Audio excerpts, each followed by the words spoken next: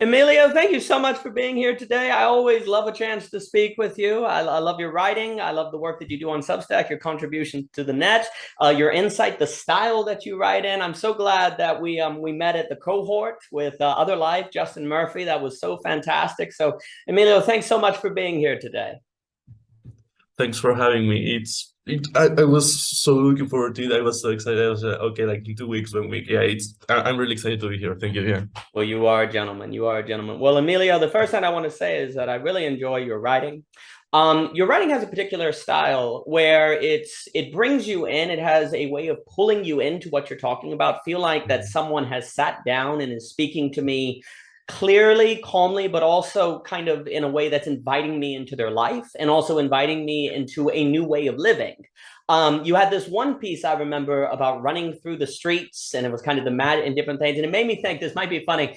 So you had the Matrix trilogy, but there was also a spin-off movie called the Animatrix, and one of the movies were these children that was in a building, and it was like there was a glitch in the Matrix, but they could like jump and float, and cats could like, and it was one of the most beautiful scenes, about 2 minutes of that film, that really captured sort of the magic of just kids playing in an abandoned building, if like a magic emerged out of it, which makes me think of some of the magical realism. And that came to mind while reading your works. And that's one of my favorite sequences of anything I've ever seen. And that now I can't say too much about the rest of the Animatrix, although there was a cool one based on Cowboy Bebop that was pretty cool. But that part in particular is what I really liked. And your writing really brought out that atmosphere.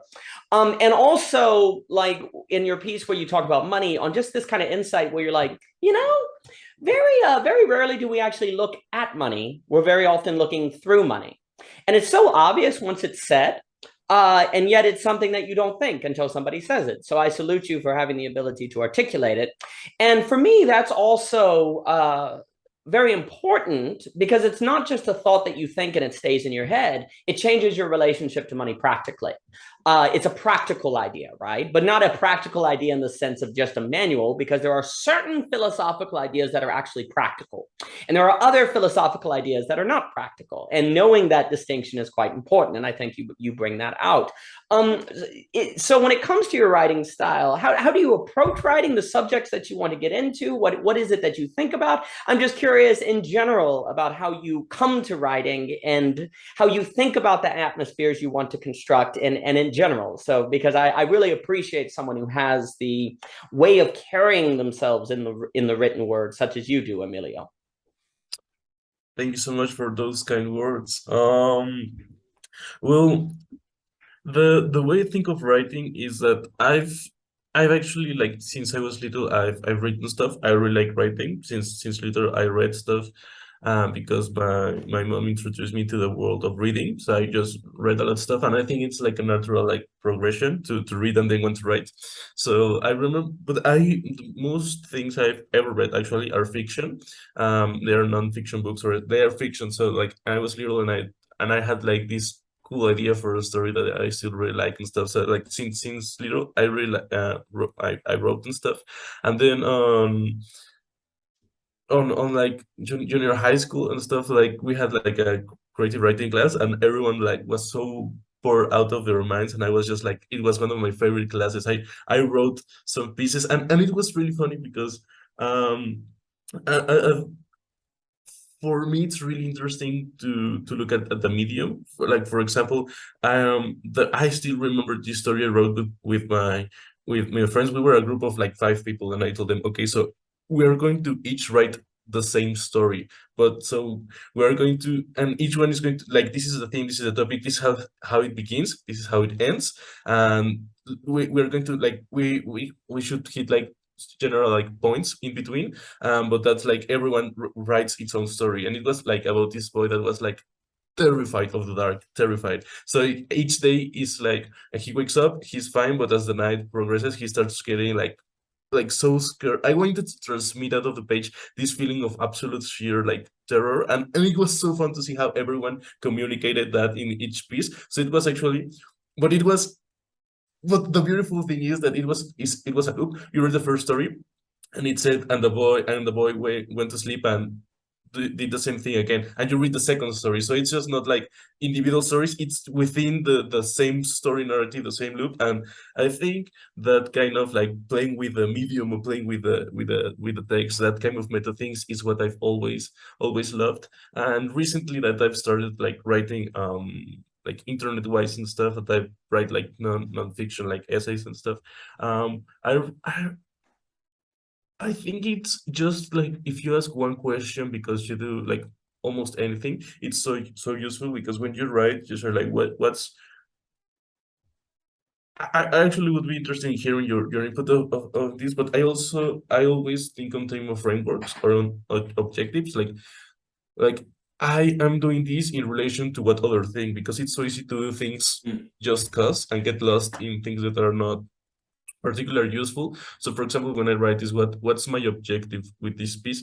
Okay, the objective is to communicate this idea. Okay, how do I articulate this idea in the clearest form possible?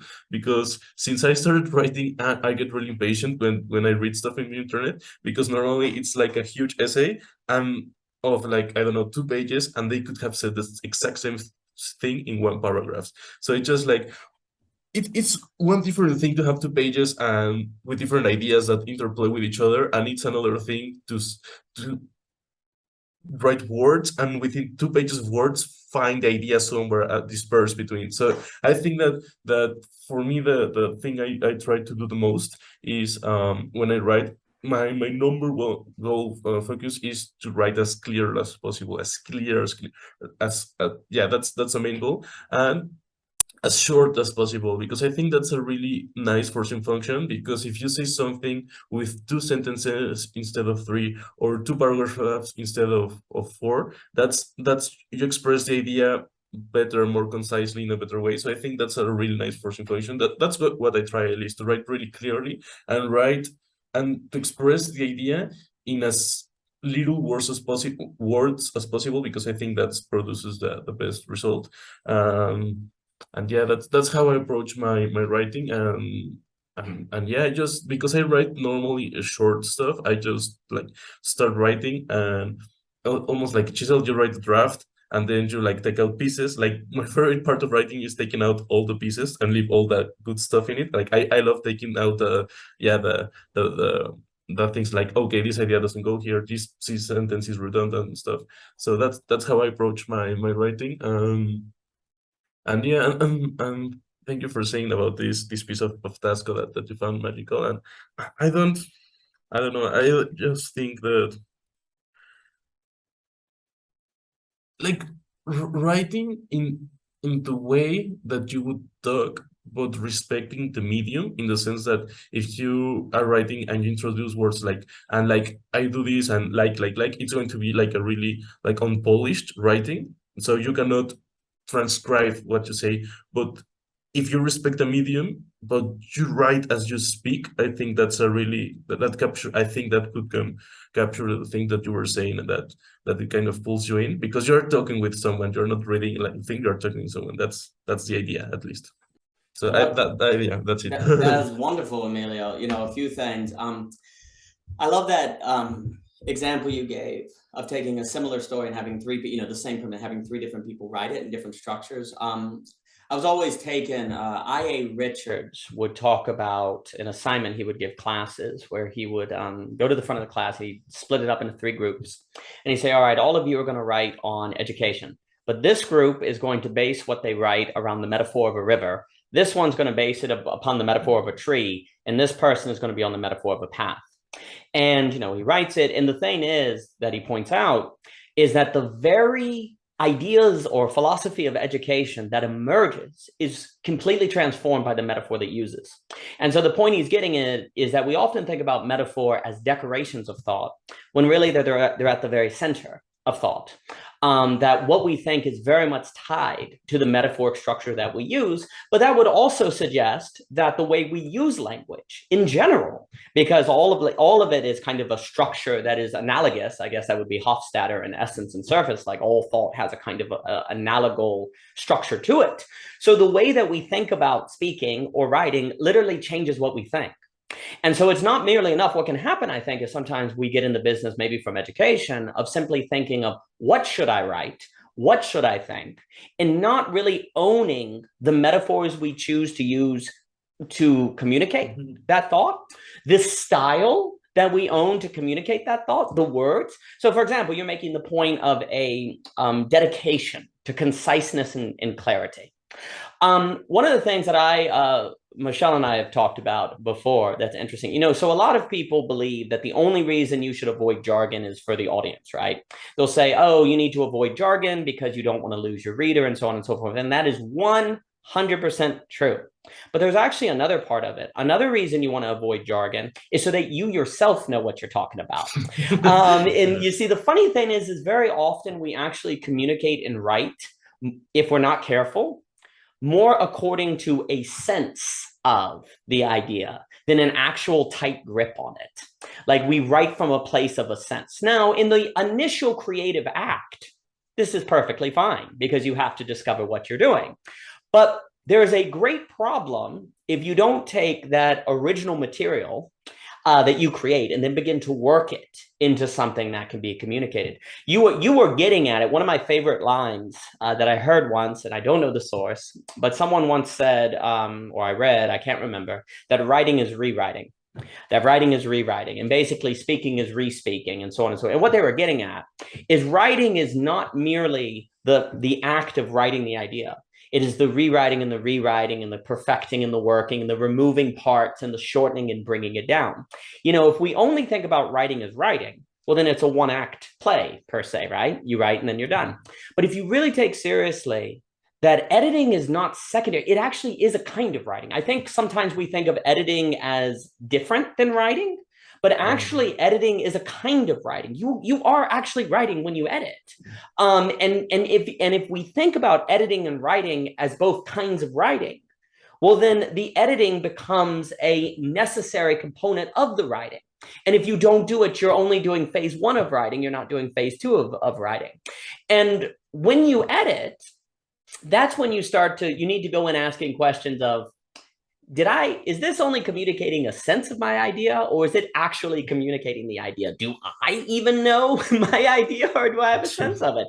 And funny enough, I actually think this is extremely consequential in, say, I do a lot in philosophy, theology, and economics, different things, because actually, if you don't have a clear grip on what you're saying, which I'm not saying is always easy, I do a lot in, say, Hegel, so I'm a fool, so this is now you're trying to get a grip on it. I'm really setting myself up to fail, I suppose. But you see, actually, if you don't have a good grip on what you think, then you actually won't go as deep in the thought as you could, because you'll lose track, right? Like the clarity is actually necessary for depth, so that you don't lose track of the thought and can take it to the next level and the next level and the next level. Funny enough, people associate jargon with depth when really jargon can get in the way of going to depth, because you yourself start operating according to a sense of the idea as opposed to its actual hard grasp on it. And so you don't go as far as you could.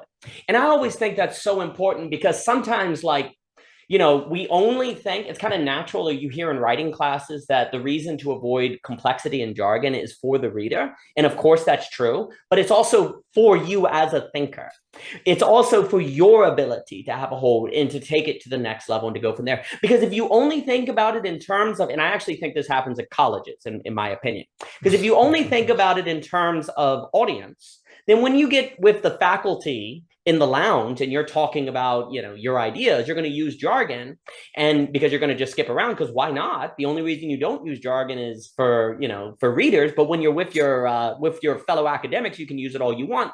And then actually the quality of that conversation in the academic lounge is going to be less, because they are actually going to be operating according to a sense of the ideas, not a good grip on it. But of course, here's the problem.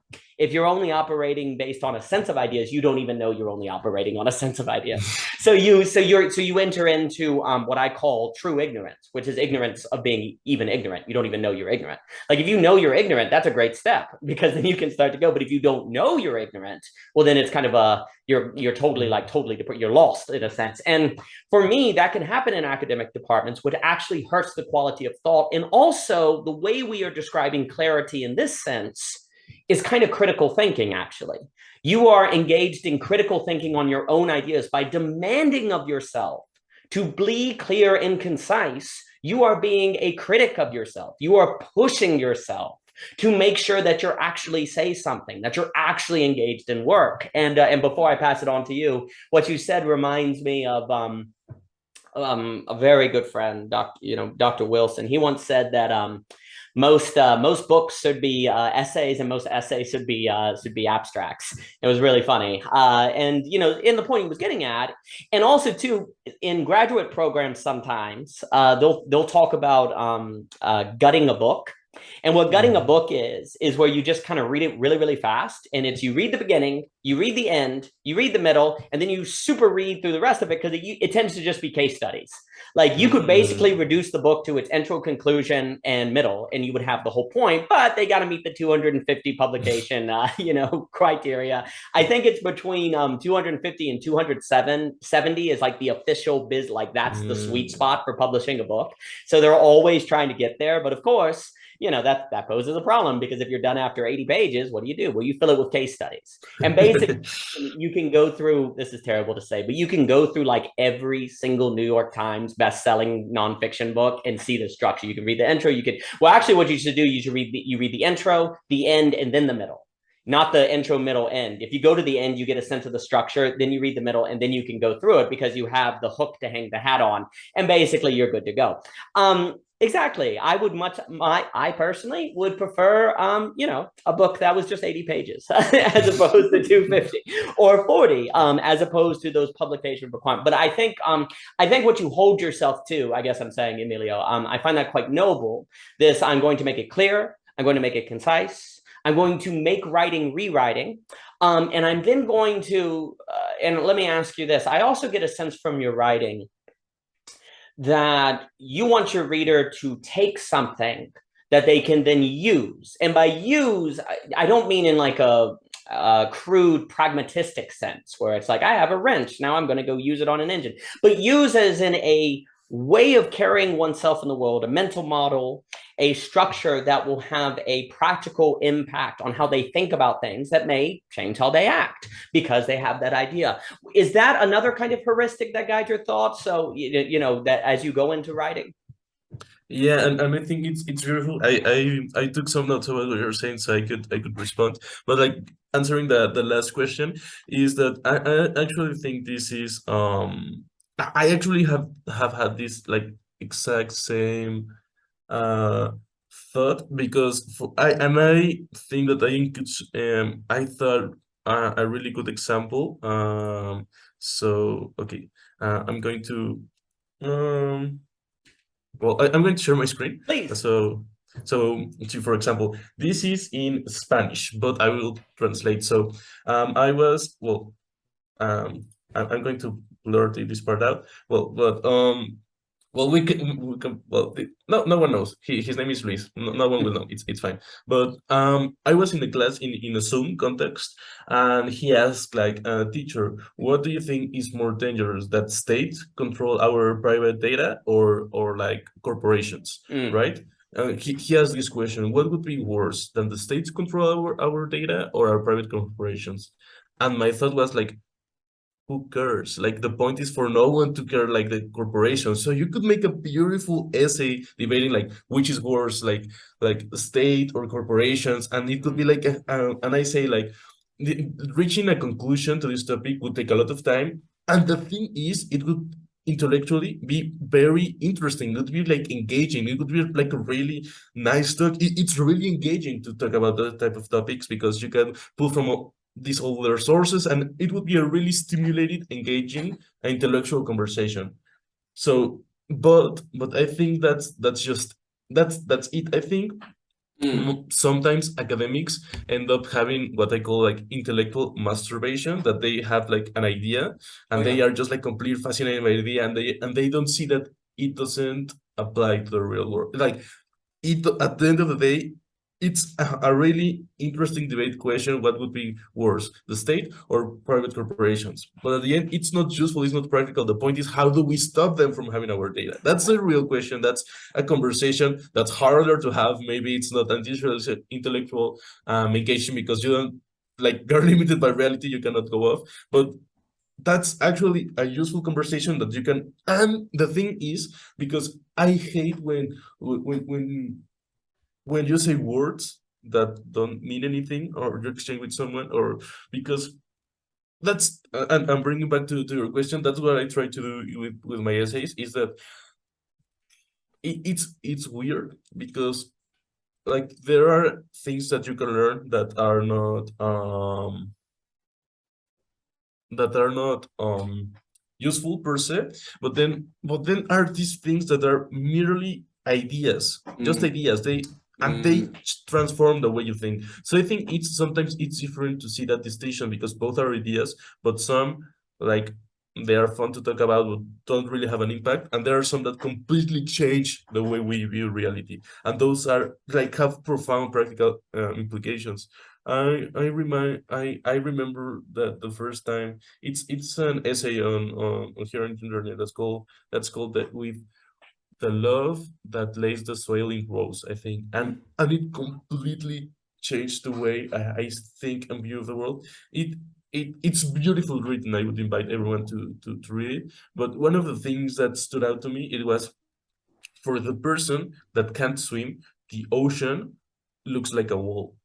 So it's just, and it's really interesting. You see that your abilities directly impact how you see the world and how you interact with the world. And that's just an idea, and it completely and profoundly changed the way I interact and view the world. So that's the thing I love about, like, intellectual conversation. Those are the ideas that I really enjoy, because they are, like, conceptual, but at the same, they're quote unquote practical. So they do have an implication. So I try to write things that have that type of implication in the user. Maybe it's like a small thing, maybe it's a big thing, but that they do have that idea transform the way they look and relate to the world, because I think that's really, like, that's the whole point, right? If not, what are you even doing? Like, so that's I do try to do that when I write, because if not, I think that's what's the point of writing an article if you, so, like, if you would just, like, contribute, like, words in the page, and just, like, the noise in the internet. So that's kind of the I think about it. And it's weird because, like, for example, I go to school, and teachers ask for jargon, right? Like, if you say, like, it's like, I'm sure it's different in many parts of the world, etc. But here is, they say, like, minimum 2 pages, and I'm like, what if I can say it in 1 page? Like, what would be like, they ask for the jargon, and if you don't provide it, they get upset and stuff. So I don't know. So in a way, because we have mistaken the thing, like, the signals, I think, because if it's extensive and obtuse, you say, like, oh, this is profound, like, I cannot understand it. No, if you cannot understand the text, that's the fault of the author. Like, there are, like, great philosophers that cannot be understood, and I don't think that is a virtue. I think if they were better writers, they could have made something that could be understood by more people. Like, being obtuse in your writing is never a virtue. It's never a virtue. So that's why I think of it. Also, answering another thing you said, is that, like you said, that editing is also writing, and I think this is completely true. And for me, it poses a really interesting question, because there are, like, authors that write really well, but they don't edit very well. They have an editor, right? So, like, in that sense, like, in the, like, well, the thing that says author isn't the one who wrote it, but if without their editor, the book wouldn't be the thing it is, right? So, in a very specific, because you sometimes say, like, collaborative writing, and sure, it sometimes means that, like, on an essay someone wrote this piece and that piece, but if someone writes and someone edits, that in a very practical sense, like, two people wrote that essay, like, nonstop. Like, not, like, there's not even a station, and we don't really think about it that way. Editor is just, like, an auxiliary thing to the writer, when he is a writer in itself, editing. So, and I think And just to think the thing of like shortness and speaking directly. For example, the medium is the message, or the message is a really short book, and that's it. He communicates the message, and that's it. So I don't know, like you don't have to be. I think more books should be short. And yeah, I think that's well, yeah, I think that's it. So yeah, like being clear and succinct is, I think, really, if you think that way, you frame it that way, like beautiful things start to happen, I think. Well, first off, I want the name of that essay because that sounds outstanding. Feel free to send it to me because I'm going to read that because that's really useful. Because I was just having a conversation recently with Philippe, the great Hegel scholar, and we were talking of kind of trying to figure out what reconciliation is in Hegel, which is even difficult to use that word because it's not really a reconciliation. It's kind of learning to be comfortable with tension, whatever that means. It's paradoxical, it's very difficult. But skill was something I was thinking about, and how skill is like the skill of being able to handle contradiction and tension to the point where it becomes almost unconscious, just like the guitarist is so skillful that they can unconsciously work the tension of the strings because the tension is why you have music. If you didn't have tension, there would be no music, but you also have the skill to handle that tension. And then the psychological tension of not being afraid you're going to mess up, of being on stage, you know, all these levels of tension that have to be worked. But what you're saying really helps articulate a piece that is needed on the idea that that ideas transform what phenomenon are. You know, Michelle and I have a piece called "Ideas Are Practically Eyes," which is the notion that you see the world through your ideas. But that particular idea of not being able to swim turns the ocean into a wall very quickly communicates something beautifully that I have not had a line to communicate. That is really good, and that would be very useful to say that if you get the ideas that Hegel is putting forth, suddenly contradiction, which before was something like a wall, suddenly becomes an invitation to make music. Like the line, boom, transforms what the inability of contradiction is. Like if you don't have the skill, the inability to escape contradiction or tension, you know, by contradiction, Hegel means like a tension. A generative tension, not like a logical contradiction, but you know, suddenly that tension that you cannot escape, if you don't have the skill to handle the tension, it becomes a terror, it becomes a wall. But if you do have it, it becomes a source of music. So that quickly communicates. I will have to cite this essay and cite you in that work I want to do because that is beautiful. The other thing you said that really I wanted to comment on is this idea that the editor is part of the writing. One of the reasons why Michelle and I go by OG Rose, which is Opperman Garner Rose, is because if I write something, C edits it. If C writes something, I edit it. And it just did not feel right or adequate to say like one name and the other person was the editor, right? Like if she wrote in Flashlight, it said by Michelle Garner, Daniel editor. If, you know, if I have like To Turn the World, it'd be like Daniel writer, Michelle's the editor. Because that never captured it because it's much deeper. It's much more emergent. So then we decided in 2011 to go with like Opperman Garner Rose, you know, OG Rose, and Rose is her middle name because you rise together. You're kind of working together. So the very thing that you were putting forth is one of the central reasons for, you know, the OG Rose because it just doesn't make sense to talk about because we have so many conversations, like things I'm saying to you right now came out over dinner 3 weeks ago and moving, and now it's coming out in new ways. It just separating Daniel and Michelle just does not seem adequate to it. And you can say, well, hold on, Michelle wrote more Flashlight than you, and you wrote more of Turn the World. So isn't there a division? Yes, no.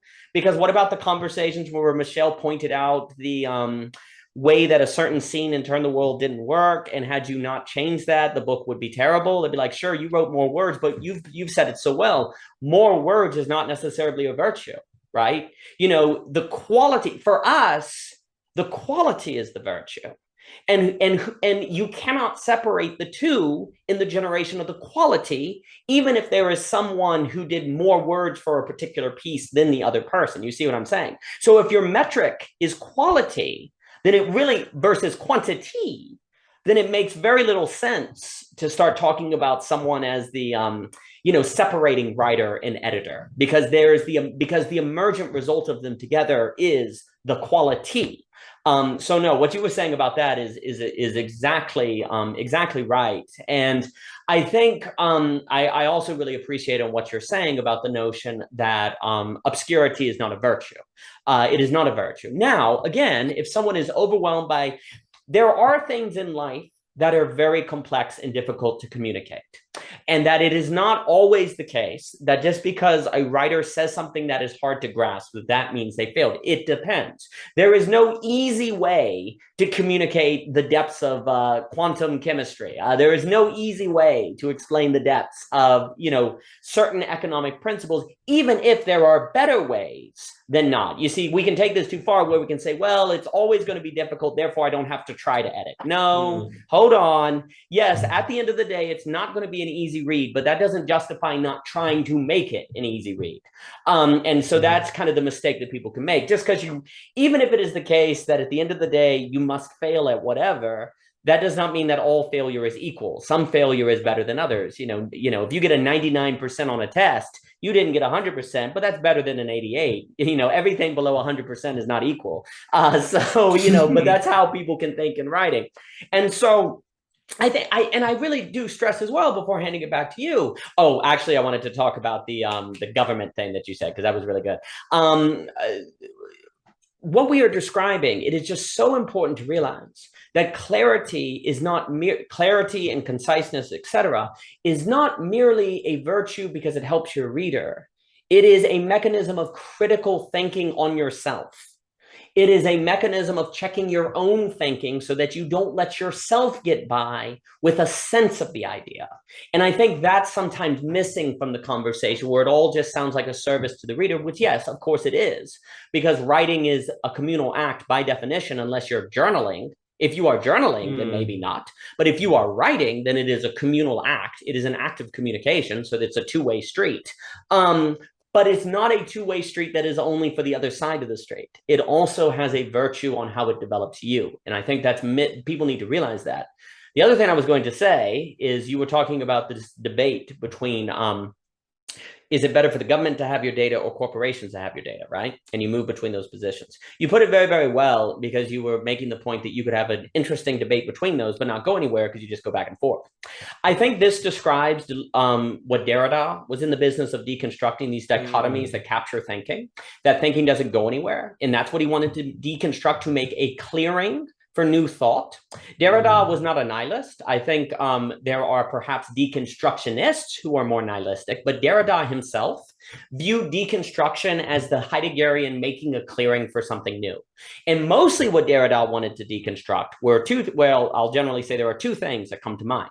One, he wanted to deconstruct philosophical systems that hid essential points in the footnotes or in the back, or kind of glossed over them, that if you pulled on, unveiled the entire philosophical system, didn't hold together as much as the author wanted it to do. So he would go into text and be like, well, hold on, the writer didn't really explain this point, and if you tug on this, that can create some certain problems, right? Like, a great example, although I think quite highly of Friedrich Hayek, Keynes came along and he read Road to Serfdom.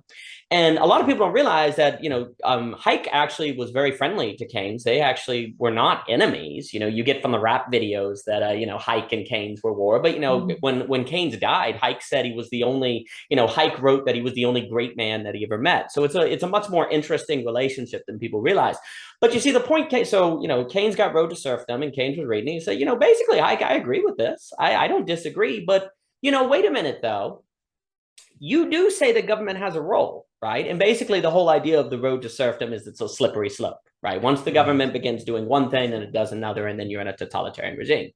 And Keynes was like, Keynes was basically like, sure, you draw the line here, I draw the line there. Keynes was like, I would want more government involvement than you. But Hayek, we just draw the line at a different point. If it's inevitable that you're eventually going to get the totalitarian regime, how do you avoid ending up in a totalitarian regime yourself? Because even if you draw the line on smaller government, it's only a matter of time before that will lead to the regime. So this would be a kind of deconstructive reading, right? And basically Keynes was saying, look, Hayek, I'm not saying that you're wrong. I'm just saying you got to basically be an anarchist. Maybe it's better to be an anarchist. Maybe it is. But he's just like saying, Keynes was basically saying that the road to serfdom doesn't justify small government. It almost has to justify straight up anarchism, or maybe even something like social, like Noam Chomsky will talk about socialist anarchism, which would be hilarious because people would associate, Chomsky with the opposite of Hayek. But that's an entirely different point. But anyway, that would be a deconstructional reading, right? And Derrida, because Hayek does not address why drawing government size here is going to stop the slippery slope. Do you understand what I'm saying? He just kind of suggests it will without justifying it. Mm-hmm. Derrida was in the business of going through many of the great philosophers of history and doing something similar. He would be the one who comes up into Rousseau and Hobbes and be like, hey, any anthropological data that this state of nature actually existed? Do you have that somewhere? Does that exist? And they'd be like, and so Derrida would be like, come on. Or like with Heidegger, where he goes through Heidegger, and that would be more elaborate. And rather he survives that critique or not is a different question. But basically that's what Derrida is doing. So Derrida would come along and be like, he would look at this debate and he'd be like, you are captured, which would be a Deleuzian language, because I think Deleuze would say the same thing. And he'd be like, because there is actually no development of the thought. And Derrida, I think, would completely agree with you when he would say, this is really important to realize, because if not, there's going to be countless cultural production that's going to waste everyone's time and actually contribute to the capture. Because if 1,000 articles are written that are within this dichotomy or this back and forth, right? Well, then it takes time to read all those. And in the time you're reading all those, you're not advancing. And so for Derrida, it was actually really, really important to not unintentionally end up in one of these dichotomies because it wasted time. And it wasted time and it wasted cultural energy, social energy, mental space, et cetera, so forth, of which then in that time that's taken in the waste, the government gets stronger, the corporations get stronger. It contributes to the problem by not identifying what approaches to a topic are stuck in a dichotomy that does not advance the topic. For me, and then I'll pass it back on to you, that speaks to Hegel in the sense of Hegel would be like, you are operating in a dichotomy, you're operating in a kind of dialectic, but it's not a dialectic that is a tension that leads to sublation. It's a dialectic that goes back and forth, and it causes what I call effacement. It doesn't actually ever sublate because it goes back and forth, but it is never generative. In order for it to be generative, you have to approach the debate in a new way. So, for example, instead of coming into it and saying, is it better for the corporations to have power or the states to have power? You actually take a step back and ask, what is the nature of power in society that it has arranged us to ask this question? Why has power led us to asking this question? Does the very existence of this question contribute to power staying in power? How or why not? Why has power allowed this question to emerge? And how does it facilitate power? And maybe it's the case that this question is an indication of a mechanism of power today. So it would be a meta-analysis on the very existence of the question about who should have power, about who has power because this question exists. And that would be how deconstruction becomes kind of affirmative, because you're deconstructing and how the question is then sublimated in a Hegelian sense, as opposed to just lead to a meaningless effacement and a waste of time of cultural production. And in fact, and then I'll pass it back to you, not carrying out this mental act of meta-analysis is very consequential because it maintains power. Like whoever has the power, you're maintaining it. Now, before, I create the wrong impression, I don't mean to say power is always wrong. It depends. There are examples. You actually don't want a society without power because then there's no organization. Nothing is structured together. That would be a sociological system without givens. And then people are existentially overwhelmed with freedom and possibility. And also having power can be used for good. I can use power to say help people. However, it tends to be the case that big abstract systems power tends to have a more capture mechanism, like in a Deleuzian sense. Not that power in of itself is always bad, but it would seem to be the case, and this would be where I agree with Hayek, that the larger the system, the more the power, even if it is not malevolent, tends to be misallocated in a manner that causes pathologies, troubles, the system not working or different things like that. But anyway, the point is that failure to carry out this mental act of asking, is that question of itself intellectually productive, or is it just a masturbation, like you were saying, that contributes to bad power staying in bad power. So this is not, it's not merely like what you're putting forth is not merely like, oh, well, that's just, my personal preference. I like to meta-analyze dichotomies. No. It is literally necessary to stop bad power from maintaining bad power. It is not merely it's not merely a intellectual stylistic preference. It is consequential. And realizing that, I think you can productively then begin analyzing operations of bad power and fighting against it. I completely agree. And for me, I always use the word like metacognition, because for me this is what it's like. You're having cognition, you're asking these questions, and then you ask your own cognition why, how. So like that's the word I describe to use this type of ability to question the thought itself. I like, it appears that the people responsible for making decisions don't have metacognition. That's not something that they appear to have. It doesn't look that way, at least. And I think, like, for example, of the things the you said, like, let me see. Yeah, like one thing that like of the last things you said was that like, one line I like particular, I really like, that I don't remember when I read it, was that the best place to hide something, or the best way to hide something, is to make people think they already found it, right? So they stop looking. So Absolutely. that's that, and it, in a kind of thing, is kind of like I don't know if I'm going to pronounce it correctly, but the Overton window or something. Yeah. So like, that's like, people are like debating on these topics like really candidly, but like the important ones are out of the conversation, right? So it just like, so it just takes that sense. And yeah, and for me, like, metacognition is important in that sense, because you are not running through motions of just thinking what you're thinking, and reaching the logical conclusion. You are thinking why you're thinking that, in what way it relates to other things, why did that thought occur, like, related to the power structures of information.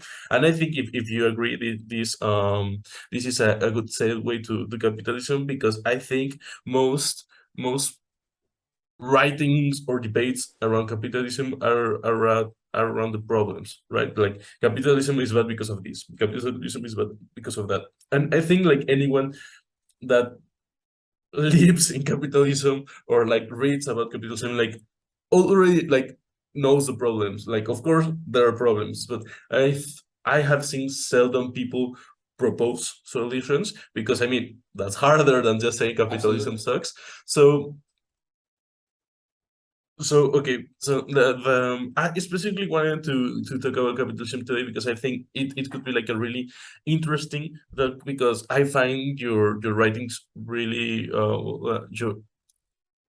really really amazing, in the sense that, as we spoke in the beginning, they speak of things that are actually conceptually useful, not like a word. So like, I've read your stuff, and I'm like, oh crap, like, for like, the forceful versus powerful like thing, like, that's a conceptual thing, and it completely changes the way like you interact and see the world. Like the in dichotomies of capitalism, I think, like, the way you think values like creativity, like, those ideas profoundly change the way you relate to the world. And like, and they're really useful. And so I was thinking about these things. So like, um, if we like, for me, the main problem with capitalism is that, well, there are like some of them. Like, a couple of the problems are, like, for example, of course, the relationship between the worker and the owner, like, very marks, like,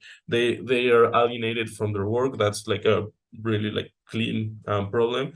Also, that also, like, capitalism is a logic that captures everything. So like, the world ends, but you still can buy like Coca-Cola and stuff, or well, like Coke and stuff. So that's another problem. Like, another interesting thing I think about capitalism is that it's like a given that if something is like is not taken, you can take it. Like the first people to reach the moon like can say like, oh, like this part of the moon is mine, right? So like that's another thing that capitalism just assumes. One, and I think that in a way, okay, so those are like the main like the things that I think about. So I think those are some points. I throw them out there like in case the conversation is useful, not to precisely talk about them, but the so if you want, I'll start thinking about ways that I thought that it could actually affect capitalism in a way, because one of the problems, because this capitalism is like huge and stuff, is that almost every critique it incorporates into the system. It's Right.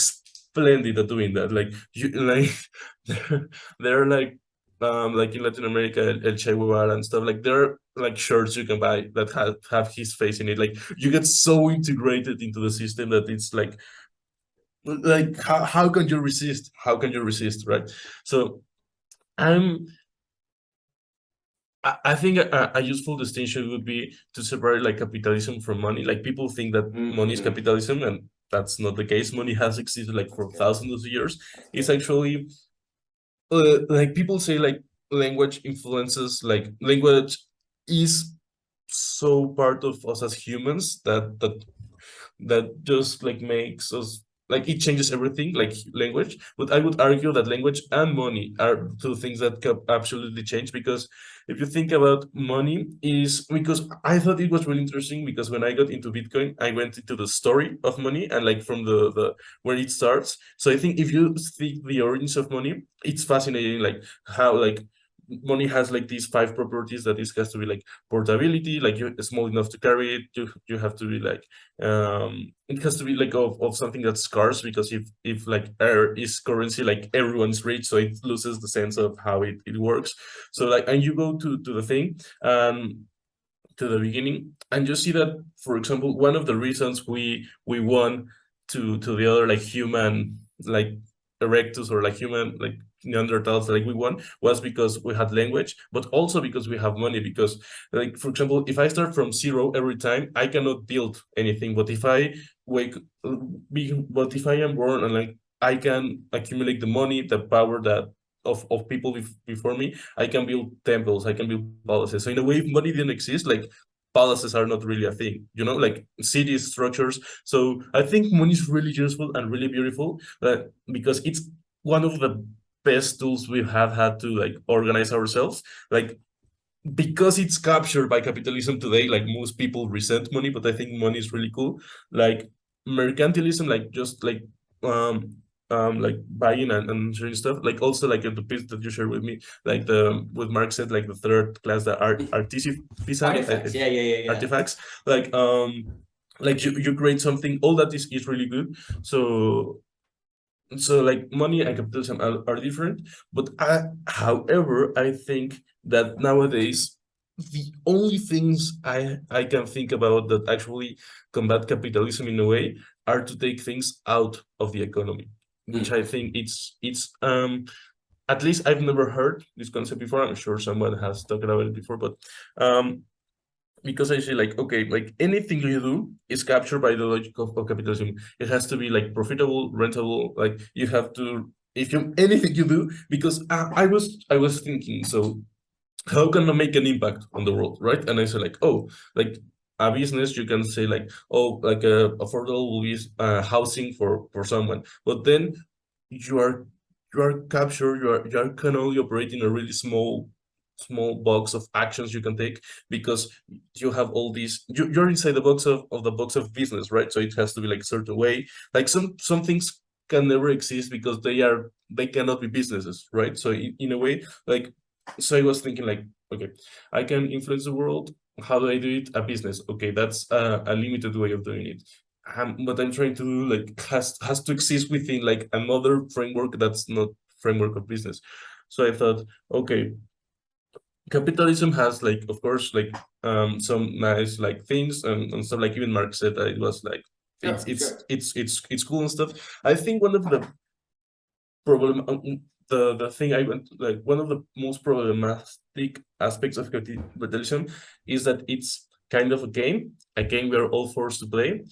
But if it was just an optional game, that would be in a way fine.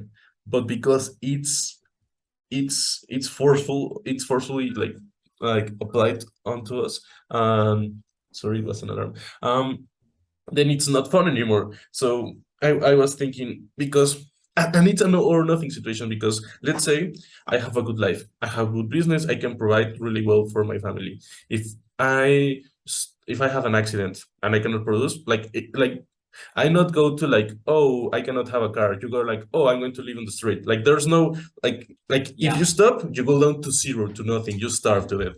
There's no like, either you continue playing until you're like filthy rich like Jeff Bezos, or you like stop playing and you starve to death on the street. So there's like no point in between, right? So one of the things I think would be really useful for capitalism would be to like the fundamental things for humans to exist to be rights, to be like to work outside of capitalism and work outside of money. And one of the things that I thought, like, I actually like I would really love your feedback on all of this.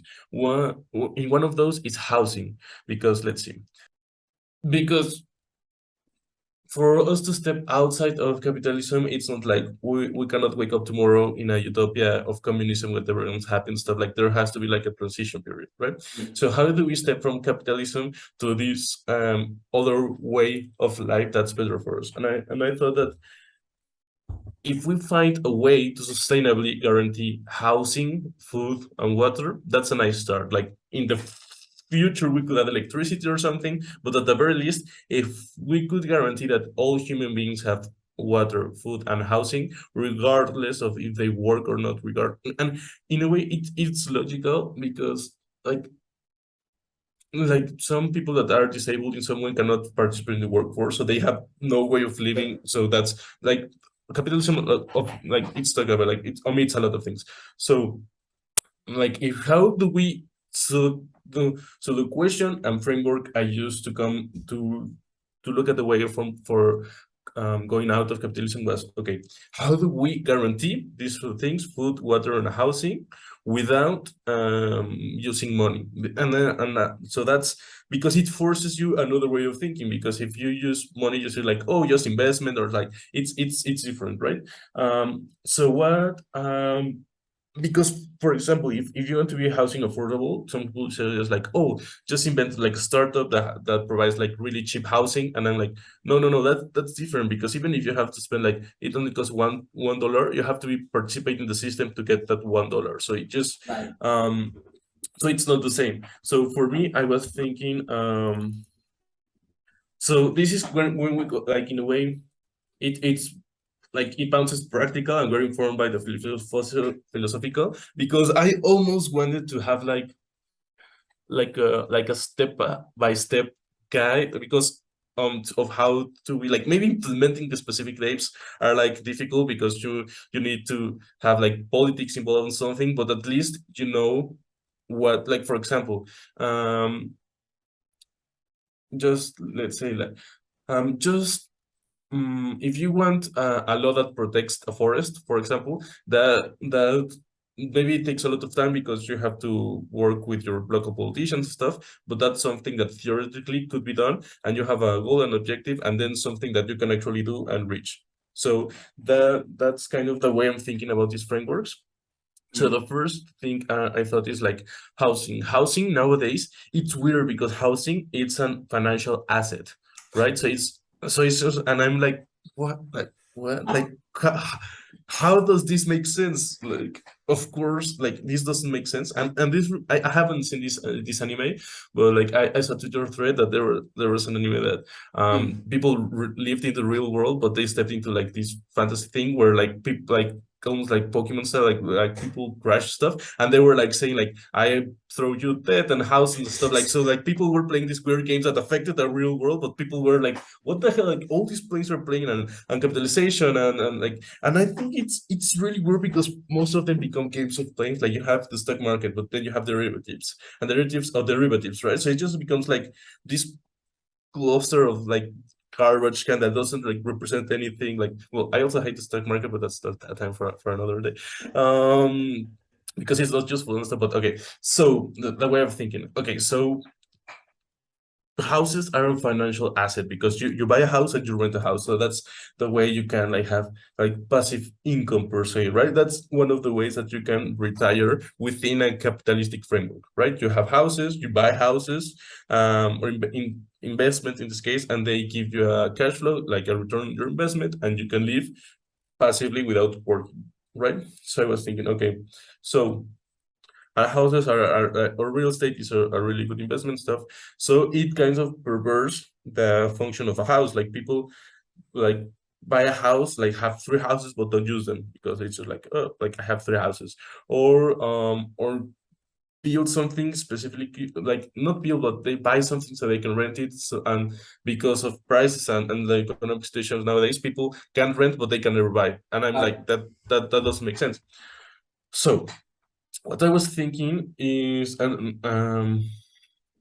is that like there are different variables and different ways of saying this. One is like making renting illegal, like, but that has like strong consequences. But like if you cannot rent your houses, like you only have the ones that you want to actually live in. And of course, like if a rich person wants to have like a Sunday home in Bahamas and stuff, like they are free to do so, but they are not going to have like a portfolio of like 100 houses. That's the idea, at least, right? So like an idea number one to be like forbid renting, like you cannot rent. That's an idea. I think is at least in the right direction, at least I think. One addendum would be like, oh, but if I want to go like to visit another place where I'm going to stay, right? So like renting is useful in a way, like as a service. So I was thinking that maybe you have, if you own a home, you can rent stuff like somewhere else. And then almost, because in a way it's a game, because you have a house and your rent is like $3,000, and then so if you want another to go to another place and the rent is 3,000, like you rent your house and you can pay your other rent, like in the sense is just it becomes like a game of just like technicalities, but you own a house and you can actually do that stuff because you own a house. So that's one way of thinking about it. Another thing is that so I said like one thing that I think that's interesting is that, for example, in a revolution, right? Like the peasants overthrow the ruling class, but the ruling class doesn't want that because that sucks, right? So I think a middle ground could be, for example, I always think in the context of Mexico because that's the where I live and where I could influence, because of course different countries will have different things that are possible. But I was thinking that, okay, let's say that tomorrow there was a law and says like all all the people that they live like in some place, right, in an apartment or something, and they presumably don't own them, they rent them, right? So they say like tomorrow, all like where you live, that's going to be your house. That's it. But like people and the people with money and power, they say like that's not going to happen. You're not going to take my house away from me.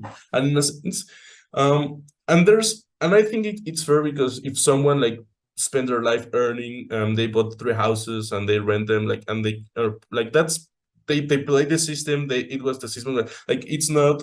I think it also wouldn't be fair to take the work away from them. So I'm thinking, what like all the houses will be bought by government in this case. So if you have like three houses, like basically you are just forced to sell them. So you don't have like the passive income anymore. Well, you don't lose anything because the houses are bought, right? So that's like a nice way of thinking. Like, okay, so all the people that rent right now, tomorrow the house will become theirs, and the people that own the houses will just have the money of the house if they sold it. So that's kind of like the practical logistical steps I've been thinking about. So um so yeah, it's still a green idea, but I'm thinking, okay, so specifically in houses, how can we guarantee them? So I'm thinking all these things, because if we take housing like as right, like you have a right to do this, how, but you can say it in paper and it doesn't mean anything, right? So you have to actually make a system, a way for it to be enforced, or like that it makes sense that if this system in place, the only possible outcome is that each person has at least a place to live in, right? So that's kind of I think so. That's housing. So maybe I'm sorry if it was like over the place or green stuff. But I would like to hear your feedback or what do you think about these crazy ideas of actually thinking of practical ways of exiting capitalism in a way.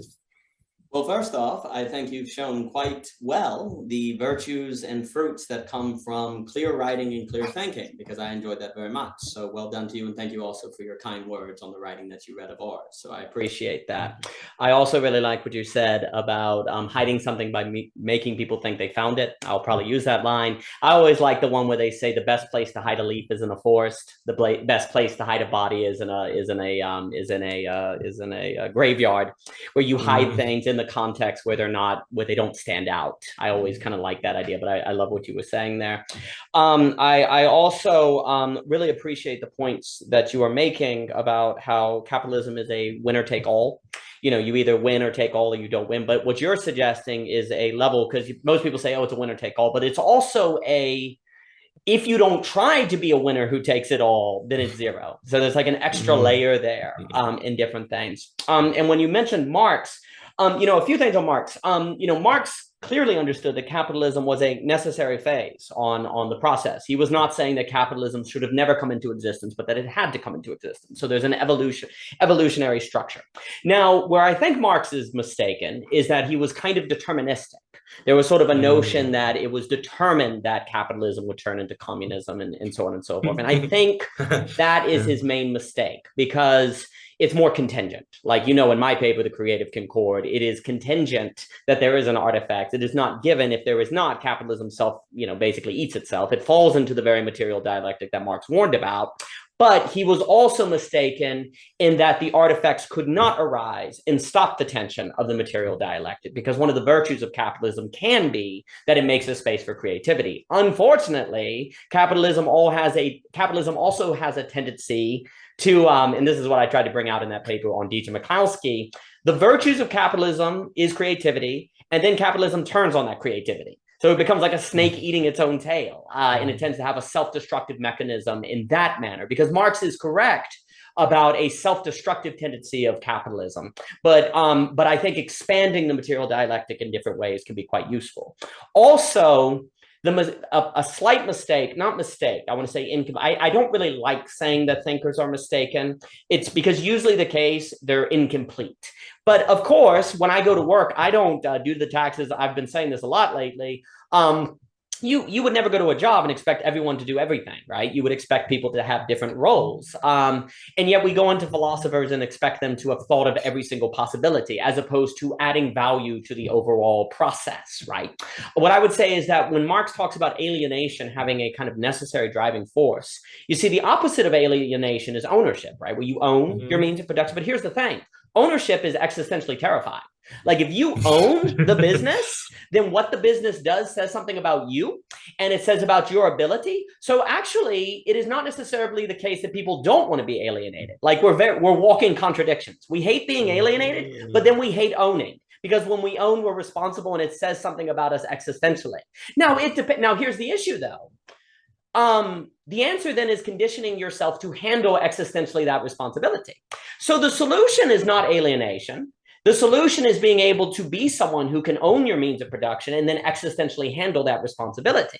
So in order to listen to Marx's solution, that would require some conditioning of the individual, right? There would be a contingent element there. So Marx is correct that alienation is bad, but also it is not the case that people necessarily like being unalienated, because that requires owning a means of production that then says something about them. Because it's not merely that people don't like responsibility, because that's simplistic. It's that when you say start a business, everyone knows that you're the guy who owns the ice cream shop. And that says something about your identity. Like, oh, what kind of 35-year-old like sells ice cream? Like, what are you doing? Like, aren't you good? Like, there's existential concerns. And I don't want to ask those questions or be defined to other people as the person who runs the ice cream shop or that is these different things, because that reflects on me. And so I run from it. And, this is where, say, Adorno, the Frankfurt School, Marcuse, they're all very interested in why did the quote unquote inevitable communist revolution not occur. And that's where they get into psychology. That's where they say, well, it's because of ideology. Ideology, capitalism creates an ideology that preserves itself. So if you want to overcome capitalism, you have to fight the ideology and so on and so forth. And I think all of that is extremely good. I'm a big fan of the ideology talk, but I also think you have to take into account the existential dimension, which I think is slightly different from ideology, which is that people actually like avoiding certain conditions that make them existentially reflect on themselves. And that means you have to condition people in certain ways to handle the alternative to capitalism, right? To handle creativity. Like if you're a creator, that is existentially terrible. Because as you know, for me, escaping capitalism, which today is not even really capitalism, it's like a financialism, a bankocracy, a corporatism, a mixed market. I mean, I don't even, like a lot of times when more libertarian people talk about capitalism, they're talking about like a free market, small government kind of thing. And even they will say that today is not that kind of capitalism. And then, of course, someone like Cornel West comes along and he's like, well, hey, guys, the capitalism you're talking about never existed. Now, whether it did or didn't, is it a return to a Rousseauian Eden state of nature, so on and so forth? It does have a kind of mythos, to use Bard's term, behind it. But the point is, even conservatives agree that capitalism today is problematic, right? Like everyone agrees with that. And so, hey, so one of the few things that people seem to agree on, but for me, as you know, I think that creativity, the ability to be creative, and then the role of energy have a massive role in escaping capitalism. But that is contingent. That requires individuals to hold themselves and bring themselves in a different way. Before I continue on that train of thought, I did want to comment on what you were saying about language and money, because it would be difficult for me to express my appreciation of that point. A lot of people like to say language can explain everything that we got to like today. I think language can maybe give you basic coordination of social units. But if you want to get large scale coordination, or, some people will say, some scholars like in the Upright Man or whatever will talk about homo religioso, that is like religion. That was the main driving factor of human beings. But you see, religion has an economic kind of monetary structure as well, because it's where it centralizes your value. Like, what does money do? Money is a centralization of value. And the reason it is so important is because it forces everyone to put skin in the game, and thus creates the possibility of trust. Like if you are willing to give me this money, then you trust me or I trust you. There's a creation of trust, and trust is a big deal for the social order. That I know everyone talks about Fukuyama's End of History book, which I actually think is his worst book, to be mean, but his bioethics book is very good. And he also has a book on trust that is actually quite good. And I think he's correct where he's saying basically without trust, there's no social order. And that's where the death of institutions and cynicism and all this today is very bad. But the main point is, if I ask you, I got a really good friend, his name's Lorenzo.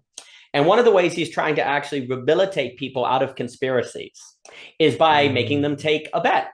Because basically he does the following. He used probability market. He's like, hey, if QAnon is actually true, and you take $100 and you put it in this investment, you can turn it into $1,000, right? And he's like, or if you put your money down to prove that flat earthers are wrong. So what he's basically trying to do is to get people to put their money on their beliefs. And you would be amazed at how quickly that makes people reflect back on what they actually think. Money has this powerful sort of, wait a minute, do I actually believe this? And the point what Lorenzo is so brilliant on is he sets it up to where you would be completely irrational not to take these bets. Because you're going to make so much return if you're right. Yeah. And you believe you're right. I mean, you follow QAnon, right? Why would you not think it's right? So it sets up where money creates gravity. Money creates gravity. And that's very, very important. Well, the reason why this is so critical for social organization is because when money is involved, then everyone's like, oh, wait a minute, you're serious about this relationship. You're serious about this involvement as a neighbor. And it creates a seriousness that then creates trust. And language alone does not get you there. I think is a huge mistake. I think you have to bring in religion and money. I really like also what you were saying about the separation of capitalism from money. That's really good. really like that. So to resume what I was saying about Marx, one of the reasons people hesitate on the notion of giving everyone free housing, free, et cetera, so forth and so on, is because they're like, well, people are just going to, they're going to leech off of it. They're not going to do anything. It's going to be a waste of time in different things, right? But what if instead we were to say, we are creating an environment that makes possible emergent results that create value? And what I mean by that is if you said, what if I told you, hey, Emilio, if you go up to people and say, hey, would it be a good idea to give Albert Einstein free housing, free healthcare, free food and everything? And you would go, absolutely, because we need him to have space to think. Like, this is a great genius, right? Like, if I came up to you and been like, should we give, James Joyce, should he have to go to work? We'd basically be like, of course not, because he's wasting his value, right? It's very easy to convince people of the virtue of providing free socioeconomic conditioning if the person is intrinsically motivated, basically, and they are creating value. It's not hard to convince people. The issue is trying to convince people to provide free socioeconomic conditioning if there is not a sense of, well, this person is going to be productive in that free space. But it's very easy to convince people if they just know that the person in their free time uses it productively, and not only productively, brilliantly, right? So for me, this is why the question of intrinsic motivation is basically huge. Because if you can create a society of intrinsically motivated people, it then becomes incredibly politically tenable to start talking about providing free housing, providing free healthcare, and so on and so forth. And guess what? It's probably going to pay it's going to pay for itself. Because if people are being productive they're probably going to be like 100 times more productive than they would be at a workforce because they're doing something they want to do. And they are going to generate value that then pays for the money that goes into paying for that condition. So for me, the issue is, if I were to critique Marx in a friendly way, not like in a deconstructive way, I would say Marx wants alienation to be robust enough of a concept of motivation to get you out of capitalism. And what I'm saying is that is not robust enough of a concept because there's plenty of people that don't want to own. And also, if you escape alienation, but you also don't have the intrinsic motivation to fill the space, well, then it's not going to be creatively generative. Now, Marx's analysis of the alienation that capitalism creates is exactly right. And no one should say, then throw out Marx because you don't have this element of intrinsic motivation, right? I don't think that, you can find, say, in Nietzsche, the valuable contributions of how to exist in a marriage. However, Nietzsche can help you move from ego to I, as I like to put it, to be an individual of whom then has the possibility of handling marriage, even if he does not go into the dynamics of marriage, say, like I think a Chekhov would do, and I think you get into literature, and even Sally Rooney, and different people like that. So it's important to realize that Marx gives you a very good analysis of the alienating properties of capitalism. But my take on the mistakes of the incompleteness of Marx is the material dialectic is not deterministic in the way that he thought. And alienation is not enough of a motivation to sustain what comes after the revolution. Alienation can lead to revolution, but then what sustains the success of the revolution? That gets into the French Revolution, right? The French Revolution was completely justified. I mean, the institutions were corrupt. The government was corrupt. Everything was corrupt. The problem is they overthrew it without knowing what they were going to replace it with. And as a result, Reign of Terror, Napoleon comes in, and so on and so forth.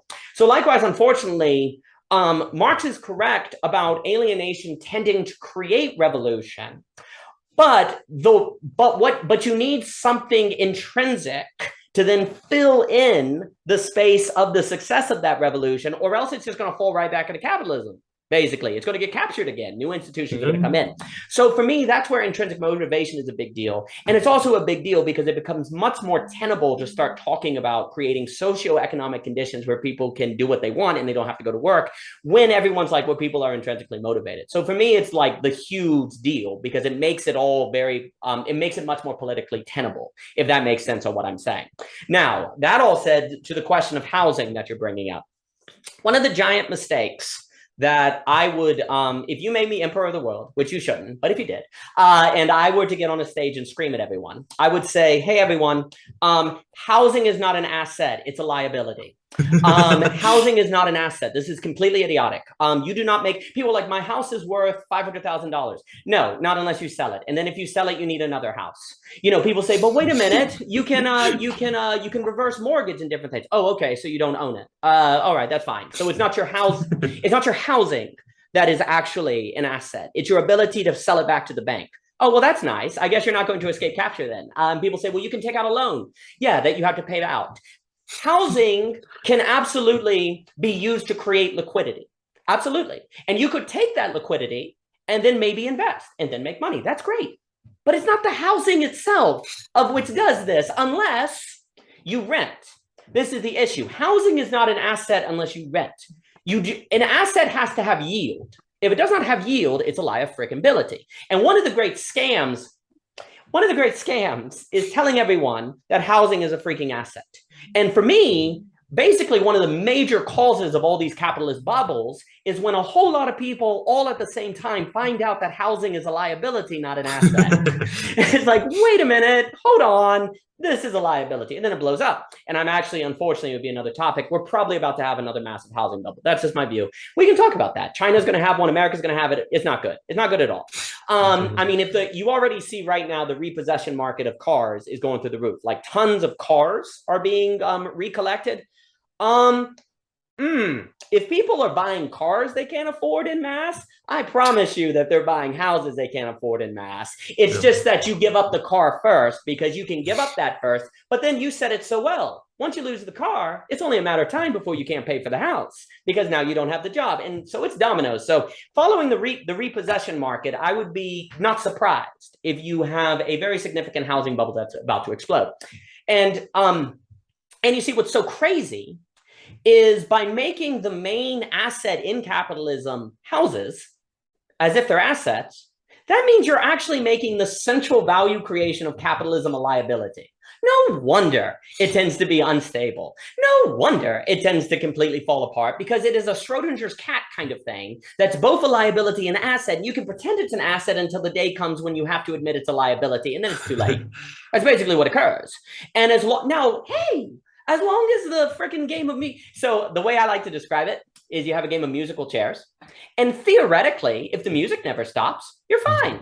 But if the music stops, we're in trouble. So imagine you have a game of musical chairs and there are no chairs, none at all. When the music stops, everybody loses. But as long as it doesn't stop, we're fine. And so that's basically what ends up happening when you have a highly debt structure. And so, I mean, right now we're finding out that you don't have to worry about debt causing inflation until it does. And then when it does, you're in massive trouble. It's not a problem until it is. That, for me, if I were to critique modern monetary theory, where they believe, the lady who wrote that book, and I forget her name, and that's terrible of me. But in modern monetary theory, there's the notion you don't have to worry about inflation. You just have to worry about debt. Well, you don't have to worry about debt. You have to worry about inflation, right? Like government debts can go up, and it doesn't really matter as long as there's not inflation. So we shouldn't worry about spending money as a government if it's not causing inflation. And there's truth to this, but also there's a problem because once inflation shows up, you can't raise the interest rates to stop the inflation because the debt is so large that you cannot finance it. So the problem is that although modern monetary theory is closer to providing, say, it's in favor of, say, free housing, healthcare, et cetera, et cetera, et cetera. The problem is the mechanism of providing that has an expiration date, and that's not always appreciated. So you have that sort of lack of appreciation that you can, that inflation doesn't show up until it does, and then it really does. So likewise, the problem of treating housing as an asset when it's really a liability is not a problem until it is, and then it really is. It's like, and then it really is. So capitalism has this very flirting with very severe situations, and that's severity drive. So to the notion of renting housing, free housing, et cetera, and so on and so forth. Basically, there's two ways to go about it. You have a world where everyone realizes that housing is a liability and not an asset, and therefore will invest in housing in a manner that will not be speculative, because that's the main problem. You have people treating housing as speculative. Because to the point of renting, you see, there's a lot of people who don't want to own a home. You know, they want to rent, right? Because owning a home means you have to clean it, keep up with it, take care of the pipes. I can tell you as a home, you know, I can tell you how much of your day is taken up taking care of a house. Oh my freaking gosh. It's like there's no end to it. And for me, since I don't think of a house as a freaking asset, then it's like, wow, this really sucks, you know, in a way, but you need it. I think actually we like, this would be a funny thing to think about. Maybe one of the reasons we like to believe that housing is an asset is so we can rationalize, so we can feel better about all the work we have to do involving a house. You know, if we actually thought it was a liability and then we're like, and we spend all our time taking care of it, then it would be like, this sucks. But by believing it's an asset, it like helps us almost like psychologically deal with the amount of work that goes into housing and taking it up and cleaning it and the pipes and all that. So it's a funny psychological thought. I don't know. I'm thinking of it live. Anyway, the point is that you have a lot of people that say don't want to own a home. Maybe they do. And then people that want to own a home. But here's the tricky part. So but at the same time, one of the reasons you get so many people renting instead of trying to own a home is precisely because when houses are treated like an asset, there is great incentive to increase the price, which then makes it to where no one can afford a home. And so by having housing have this really weird double role of being an asset and a liability, no one wins. Like nobody wins. Like because you have either one side of people want to drive the price up so they can make a return on their asset, or so that people can like take a higher loan out on their home because they can put the house in the bank and get a loan. But then the people trying to get a home can't get in, right? So then you have to have market crashes. Like you have to have market crashes. Market crashes become a necessary feature of the economy. But wait a minute, just a minute ago, we said that there's no chairs left, which means if there's a market crash, you're all screwed, right? Okay, so wait a minute. You're telling me we require the music to stop so that per se, so that people who can't afford houses can get houses. But if you do that, we all lose. That doesn't seem like a good idea. That doesn't seem like it's going to work very well. So you have this very, very problematic structuring the housing market. So to get back to what you're saying. So first off, a example of what I call phenomenological pragmatism, and that's where you have an idea that changes your frame. You know how you were saying you have some ideas that change how you see the whole world? Mm-hmm. I call that an example of phenomenological pragmatism, as opposed to traditional pragmatism, because phenomenology means experience, science of experience. So it's a change in how you experience the world of which has practical consequences. So I call that phenomenological pragmatism. Anyway, so step one would be for me to get every single person on this planet to understand that housing is not an asset, it's a liability. It is only an asset if you own more than one home. And the second house is your asset, not both of them, the one you don't live in. But wait a minute, this would mean that basically the only people for whom housing can be an asset are the rich, right? So the only people for whom housing can be an asset would be the rich, right? So we need to first stop seeing housing as the way that the middle class can be, you know, basically it's like, well, housing is how you climb the ladder. No, not unless you own a second home. And if you can own a second home, it's not how you've climbed the ladder. You've already climbed the ladder. So it's already done. So it's not going to lead to economic mobility very much. Not realistically, not for the average person.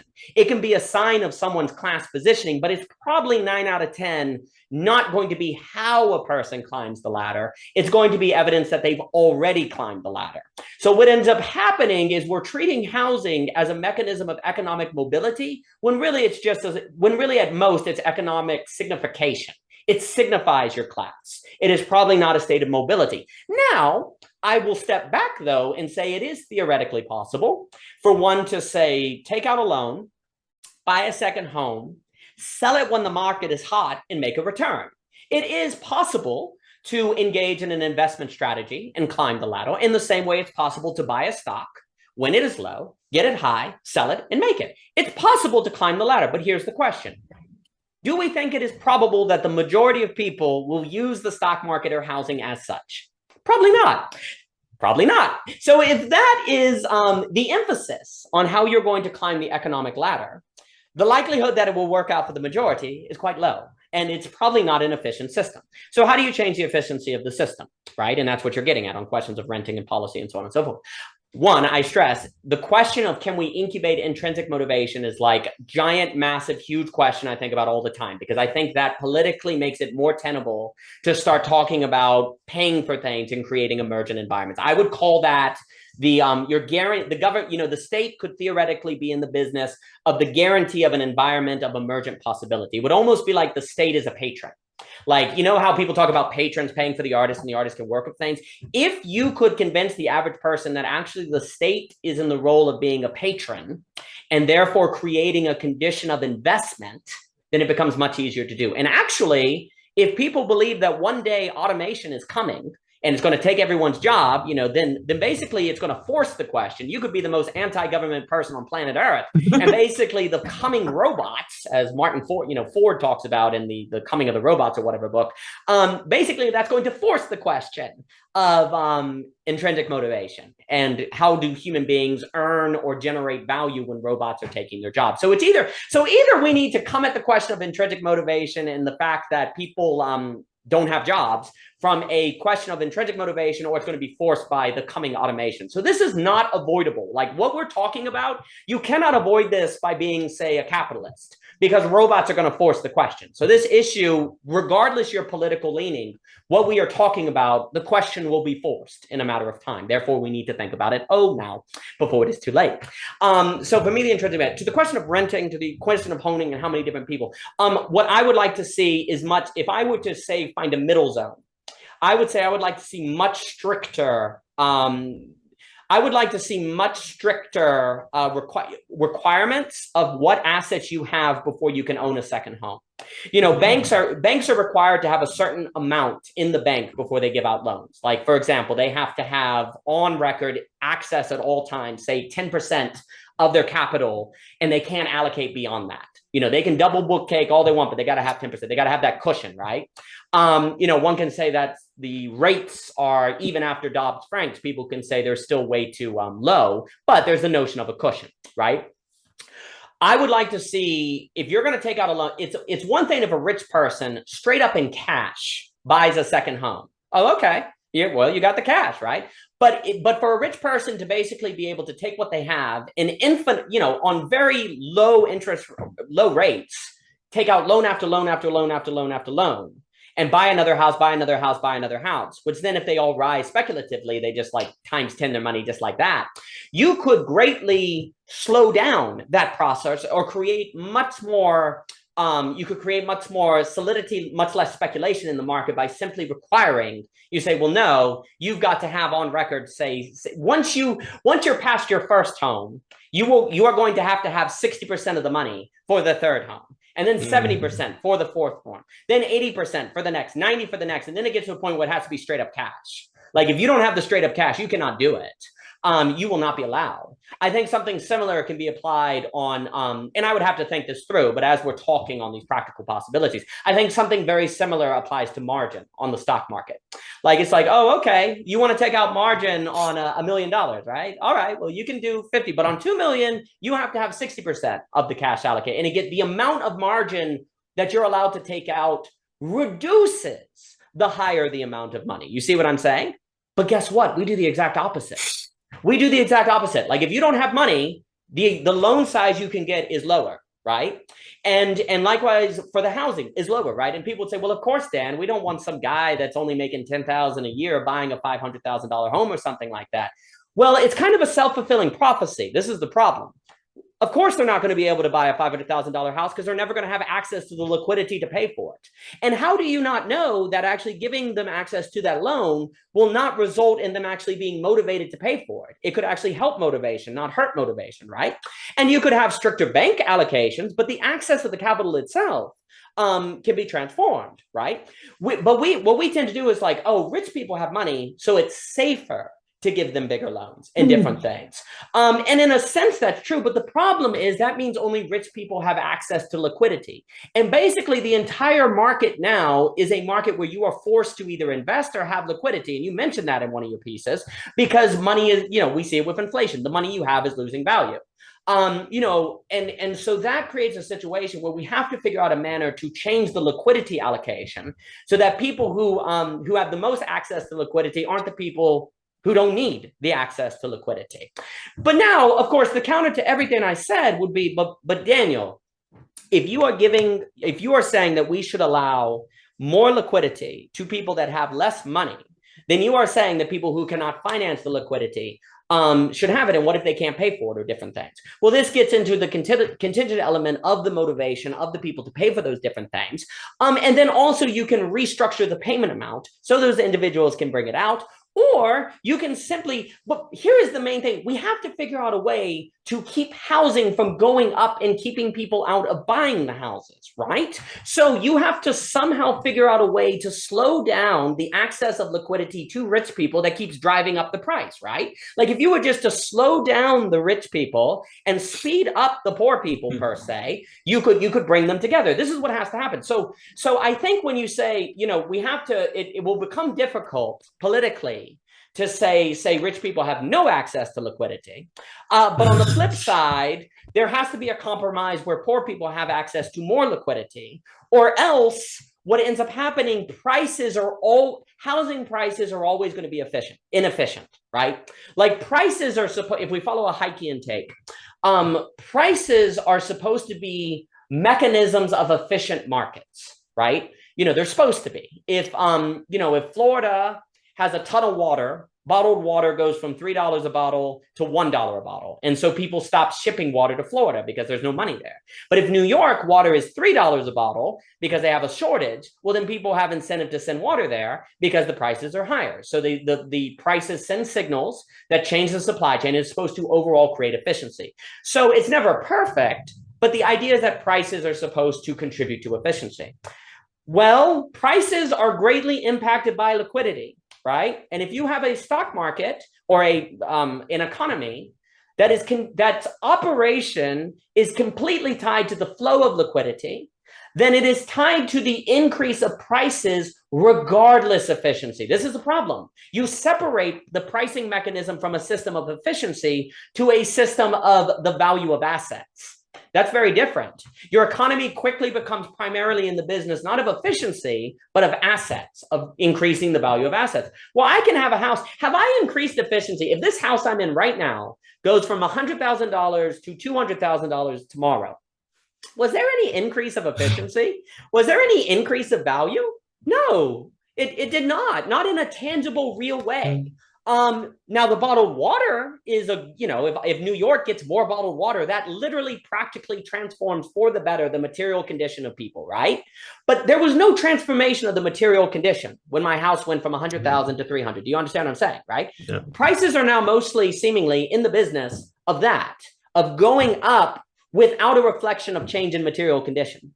And that is just begging for the people who make the most money to be those who are best at speculating. It has to be. Like, who else is going to win this game? So prices become very much in service of speculation. Do we really believe that GameStop is worth at one point $500 a share, right? Do we really believe? Like Bed Bath & Beyond has been running recently. AMC has been running recently. I'm not saying these are bad companies.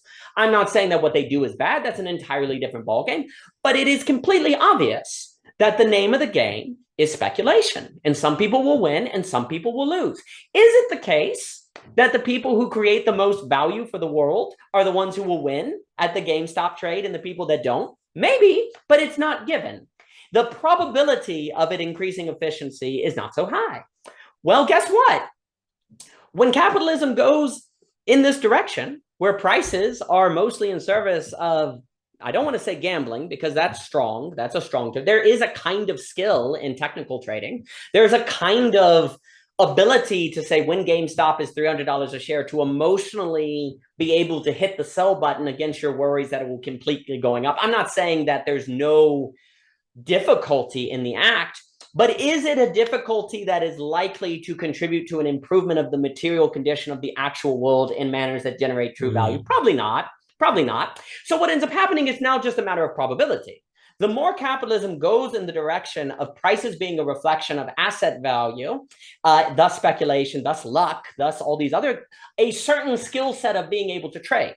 There's a certain skill that it takes to make money off of assets going up, okay? That skill will become the most valuable skill on planet Earth. That's what everyone's going to want, right? The skill to make money off of assets. Not plumbers, not mechanics, not cooks. And so there's gradually going to be a draining away in the direction of the skill of speculation. And that's exactly what has occurred. That's why the freaking supply chain is collapsing. That's why we have all of these problems in the supply chain and so on and so forth. But it's rational. That's the thing. It's not that people are lazy. It's rational. Why in the world would you drive a truck? One, if the robot's going to take it in 10 years. And two, you can just figure out how to do asset speculation and make money. That's what freaking people on Wall Street did. Why not me? So the very rationality of the market that is supposed to be what creates its efficiency, then becomes the mechanism of moving prices as being a reflection of asset value as opposed to efficient allocation of resources. Do you understand what I'm saying? So this comes back to the housing question. How can liquidity and loans of the housing system be regulated in a manner that brings the pricing of housing closer to being a reflection of what is actually needed by the material condition of the average person in whatever class they might be? And that would, to me, seem to be an issue of restructuring the loan system, restructuring who has access to liquidity and who does not have access to liquidity. Now, I don't deny that there is an issue of, say, giving people who cannot finance big loans. So it would have to somehow be tiered or period, like you would, for example, say, get a loan for $500,000, but there would be a recheck, say, every 6 months to make sure you reach the goal of, say, paying $5,000 of it or maybe $3,000 of it, whatever it is set. You would have to have some sort of different loaning structure, but to not give people access to it at all seems quite problematic. And actually, I think basically what I'm saying is you need some sort of, and then I'll pass it back on to you, some sort of loaning system that is more Keynesian. And of course, people would be very upset with that, who is more Haykian. But, you know, one of Keynes' great insights is that the economy is a self-fulfilling prophecy. If you believe that the economy is going to fail, then people act in a manner that it does fail. And so it does fail, of course. You know, but if you believe the economy is going to be well, then people can act in such a manner to where it is well. Well, what comes first then, right? Chicken or egg problem, right? Well, this is what Keynes realized. It's like the chicken and the egg appear together. So it's a very strange function of time in economics that you always have to take into account. So, of course, he talks about the Federal Reserve and he says something like the following. He says, if you raise interest rates, that sends a signal that the future is going to be bad. So then people don't spend and the future is bad. So you need to keep interest rates low so that people think the future will be good and thus they act in a manner to where it is, right? It works out. Now, I would argue even better would be intrinsic motivation where people are productive regardless because of the value of itself and their future projections don't matter because they're invested in the now. So I think intrinsic motivation solves this problem, but I'm biased. But basically what Keynes is saying is that you get the world you think you're going to get. And he's also very concerned about high interest rates because he also makes the argument that if demand falls to a certain amount, like economic demand, it like takes forever to recover. You remember the movie Interstellar where they go on the water planet and time changes and it like, you know, it slows down, but they're stuck. Basically, I call it the demand event horizon. If demand in the economy falls below this event horizon, it takes like 20 years to come back. So Keynes was like, you need to make sure it doesn't, you know, it doesn't enter the atmosphere of that water planet because time changes so much and it takes forever to come back. Like 20 years, you know, the person on the ship has aged 20 years while they've just been gone 20 minutes, right? So likewise, and I think he's correct on this analysis. He's correct that if demand falls too low, it falls below an event horizon. It's very difficult to get out of it. So he's like, the government needs to have an active role to make sure it does not fall below that event horizon and so on and so forth. But the main idea is that basically what this means is that there's a self-fulfilling prophecy in the economy. So if you basically say poor people will not be able to finance loans, then correct, poor people will not be able to finance loans because the condition arises in which it cannot be falsified.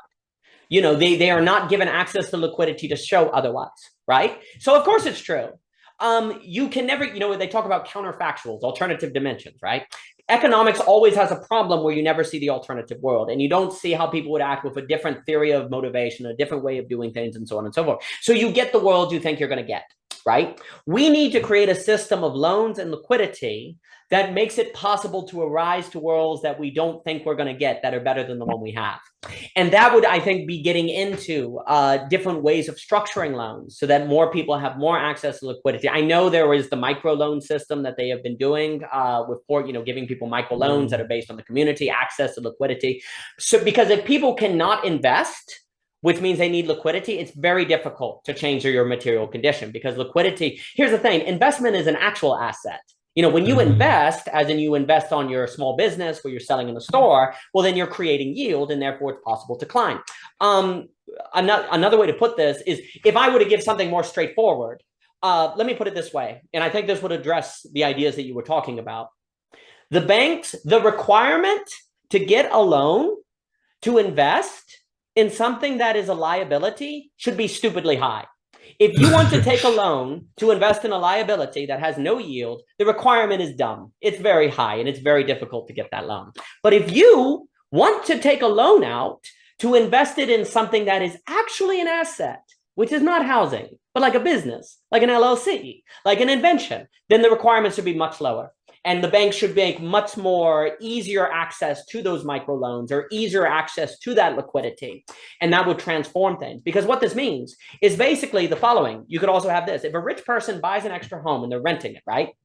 But no one can afford the rent, then the bank goes, hey, your loan requirement is going to transform because there's no yield here. This is not serving the community in any way whatsoever. So this is no longer an asset. It's now become a liability. So your requirement for financing the loan has now tripled. And then the person who owns the extra home who's renting is going to be like, oh, frick, I'm going to have to bring my prices down to make sure that I can get tenants, right? So you can transform, you could transform the requirement of the loan should be in some respects pegged to the question of if the good is an asset or if it is a liability. And guess what? A good can change based on its yield. The same house that for 6 months could be a potential asset, the next 6 months could be a liability because no one is renting it. No one is using it. You see what I'm saying? So the bank changes it, and that creates incentive to bring down prices so people could buy it. Because you see all of these homes that nobody lives in. You see all of these properties that nobody is using, right? They're just kind of sitting there taking up space. But the rich people don't care because they're speculating. They don't care that that old building sits on the side because they're just going to hold it forever until, eventually they can sell it 20 years from now. Until those 20 years come back, you have half of the city that is derelict and not taken care of because they're just waiting for the market to get hot again and they're not going to deal. Well, what would happen if bank requirements changed when you're not using it? It's like, okay, you want to hold that building and not use it until the market's hot again? Guess what? The payments on your loan are going up because it is no longer an asset, it is now a liability. Oh, and by the way, it's a liability to the community too, because you're not creating value for the community that you're in. You're just holding it as a speculative asset. So for me, I think loan repayments, because when you have a loan, you have to pay interest on the loan or different things like that. You peg the percentage of the loan relative to the use of the good between asset and liability. And a good that at one point was an asset but becomes a liability, the rate goes up. And then you have to pay more. And then rich people will real quick figure out how to bring prices down so that they can sell the good or start getting the yield from it because they don't want to be paying that high increasing rate on the loan because now they're just losing money. And that's probably not going to be made up by the speculative game 20 years ago if the rate is fixed at a good amount. So they talk about progressive tax rates. If you make more money, you pay a higher tax and so on and so forth. We do not have progressive loan rates. Is basically what I'm saying. I would like to see progressive loan rates, not set rates. Yes, they have fixed mortgages. Yes, they have mobile mortgage, but not like a progressive loan rate that is pegged to yield. That's what I want. I want it pegged to yield. And if there is less yield, it goes up. The exact reverse. Like you're like, well, then it should go down if you're no yield because you're not making money. So we shouldn't make them pay. No.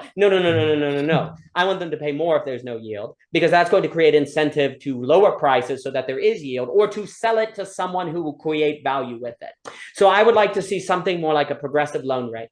that would transform the incentive structure. Right now, I think when you have set loan rates, that does not push people to turn goods into assets. Instead, they just hold them as speculative things, of which, guess what? They're still liabilities. Now they're just liabilities for the whole freaking country. Now they're just liabilities for the whole macro economy. That's what's happening, is people are holding goods and they become a liability to the entire system. So you need to figure out how to incentivize people to use goods away from speculative liability into assets with yield. And I think you can do that with a progressive loan rate. And then you would go through the numbers. That would have to vary based on the location and the yield rates and different things like that. But something like that is desperately needed in the conversation so that we can move out of speculation into yield and stop confusing liabilities with assets that are really liabilities. Because the more we do that, the more the entire economy has to go through these crazy business cycles. The more it will inevitably up, down, because there's no other way to bring prices down so that lower classes can come in, and no other way so that people can make their money off of their assets. So that has to be smoothed. And I think you can smooth that. Not perfectly. There's always going to be some wave function, but you can't have these extreme wave functions that if they go, I mean, basically if the S&P, I guess, what is it? If it falls below 2000, it's going to like screw up the derivative market and we're all doomed. I don't know. Don't quote me on that. But it like if the S&P comes down too much and the margin calls start coming in, it's not good. So it's really bad. So like you have a system that if margin calls get severe, I mean, it goes to zero real quick.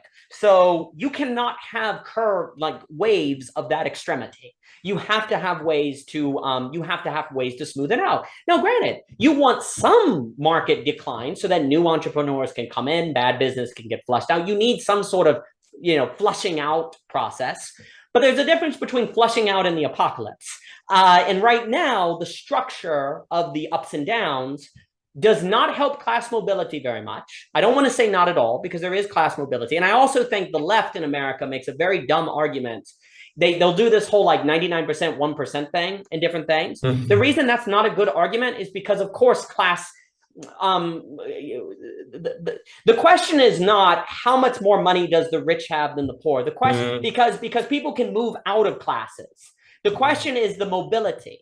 Like the difference, but a lot of people will sell their home and then for like a year be in the upper class, but they fall back down. Like to talk about inequality between economic classes is not as useful as talking about economic mobility, and talking about how mobility is destroyed by the movement of the system in favor of assets and different things, right? So I think a lot of the liberal discussion of inequality in terms of class, like how much money classes has, ends up actually not helping the problem, and in fact may contribute to capitalism not changing because it's not helping the problem. You need to instead talk about mechanisms that hinder mobility or that don't smooth out the business cycle. And for me, that is getting into the big practice is what I'm saying. The big thing I would like to say that's a practical change would be something like a progressive loan rate, not merely you see, we're doing this thing where we're like progressive tax rates. Guys, that means you're just taxing after the consequence. You need to, during the process, smooth out the curve. It does us very little good. It does us no good. Like redistribution. Okay, so people talking a lot about redistribution. Nothing wrong with, that's perfectly fine conversation to have. But the problem is redistribution is always of the consequence, okay? But if the consequence is the apocalypse, doesn't matter. This is not going to do. Like, what does redistribution mean in the Great Depression? What does redistribution mean when the entire economy has gone? It's too late, basically. So redistribution is probably not going to fix the mechanisms themselves of capitalism that are needing you to redistribute. Like redistribution is a conceit. You're saying we can't change capitalism, so let's just move around the consequences. You're not actually changing anything. You're just moving around the consequences. The conversation needs to be about changing the mechanisms of the system. But you see, then that gets into liquidity. That is very much on access to capital and means of investment. And that is why the conversation needs to move from progressive tax rate, which I'm not convinced works at all. And another reason I'm not convinced that works is I think, although the Laffer curve is very simplistic, it doesn't quite capture. Mm. The problem is people assume that higher tax rates generate higher tax revenue. That's not necessarily the case, because if you have higher tax rates, people may work less and you actually get lower tax revenues. The argument of some people is that tax rates over 30% actually generate less tax revenue because you have less productivity, so you don't have as big of a pie. I don't know if that's exactly the case, but the key point is that there is very likely a ceiling on how much redistribution, quote unquote, taxes can do. Because after a certain percent, you really can't do anymore without destroying productivity. And communism is not about destroying productivity, basically. Like if you're destroying productivity, you are not part of the answer, even if you are doing it for the sake of solving capitalism. You see what I'm saying? Like if you destroy productivity, now I have to make distinctions between like apocalyptic growth that eats the planet and productivity, and that would be, but we'll just go for it for now. Those distinctions have to be made. But the point is, we cannot assume anything that hinders growth is not good, because growth, as long as by that we don't mean consuming the planet, and that would, like, I would consider creative growth. I will make all these distinctions. You understand? But basically, if you are hindering growth, you must be very critical on if you are actually helping solve a problem. But tax rates at a certain point hinder growth. All right. So talking in terms of progressive tax rate is probably not going to be doing it. I'm not saying get rid of taxes. I'm saying there is a cap on how much good taxes can do. Do you understand what I'm saying? And the good that they can do does not seem to be enough to solve the pathologies of capitalism. To solve those, you need to start talking about progressive loan rates of which favor yield. And that is to increase productivity and growth. And the moment you do that, then you start helping poor people. You start helping middle classes. You start giving them access to yield, not just rich people to yield. And you reach. So for me, a big element of housing that you were describing is to get people to stop thinking about houses as assets, see them as liabilities that could be assets under the right conditions. And a progressive loan rate, I think, would greatly help that. Pegged to yield, not pegged to income amount. When you peg it to income amount, then you make it harder for poor people to get loans. Well, then of course they don't increase in the system. But if you instead peg the loan rate to the yield of the thing, well, then the poor people have just as much access to the rich. And the question is, do they do what they need to do? You give the poor a chance, basically.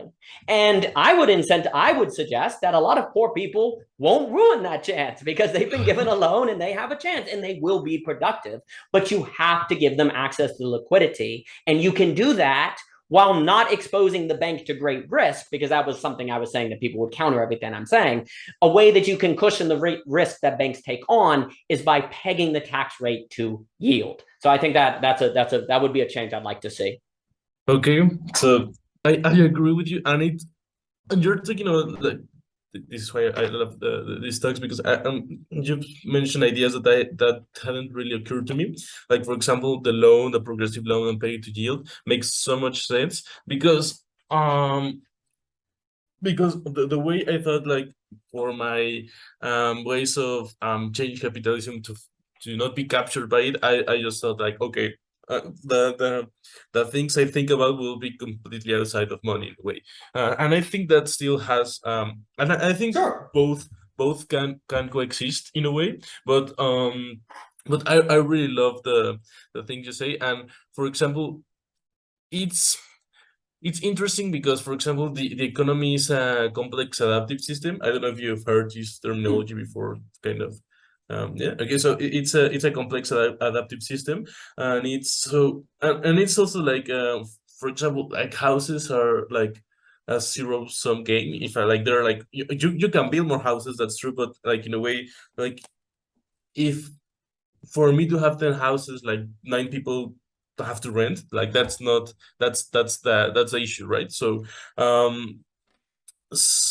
okay, so some things that you said, and I think quite interesting, are that you mentioned, like, liquidity and all this, and I think that's a specific and you hit the central issue with that one, with that idea. And I think that for me, the way we use the system is obviously like broken the way like the money flows. Like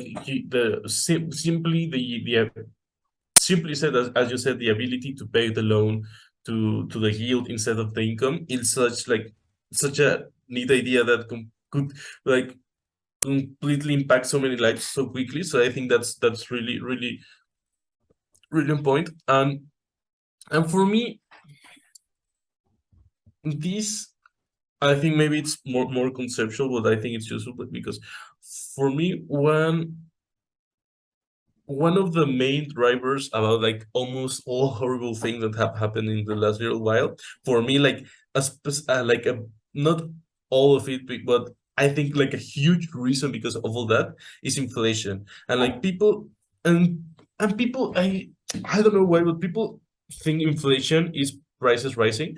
That's not inflation. Inflation, like if I have like offer and demand, right? Like prices can go up because like there's more demand and there's not. That's fine. That's not inflation. If prices go up, that's not inflation. People always think that when prices go up, that's inflation. No, no, that's not inflation. Inflation specifically means that there's more money circulating the economy, therefore that prices go up. So, but it's a really key distinction because the result is the same, that prices go up, but the reason why they go up is different.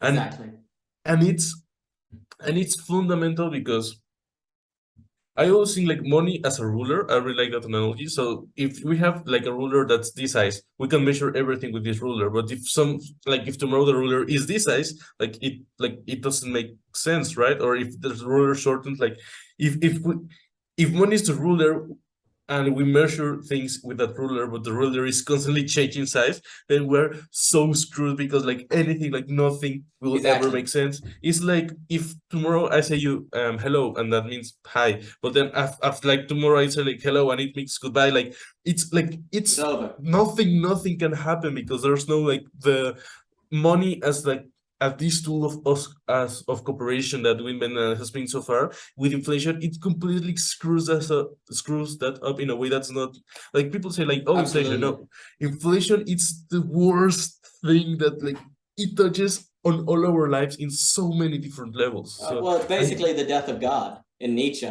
It's like the death of God almost. The very standard of up is down, in the verse, like now up is down, down is up, the sun, the earth is unchanged for the sun. It is of that level of axiomatic crisis. Exactly. It's beautiful said, exactly that. So for me, because when it all happened because like for example Bitcoin maximalists have like this idea that Bitcoin forever and stuff, and I also really like Bitcoin. I'm not sure I'm that like hardcore, but I really really love it.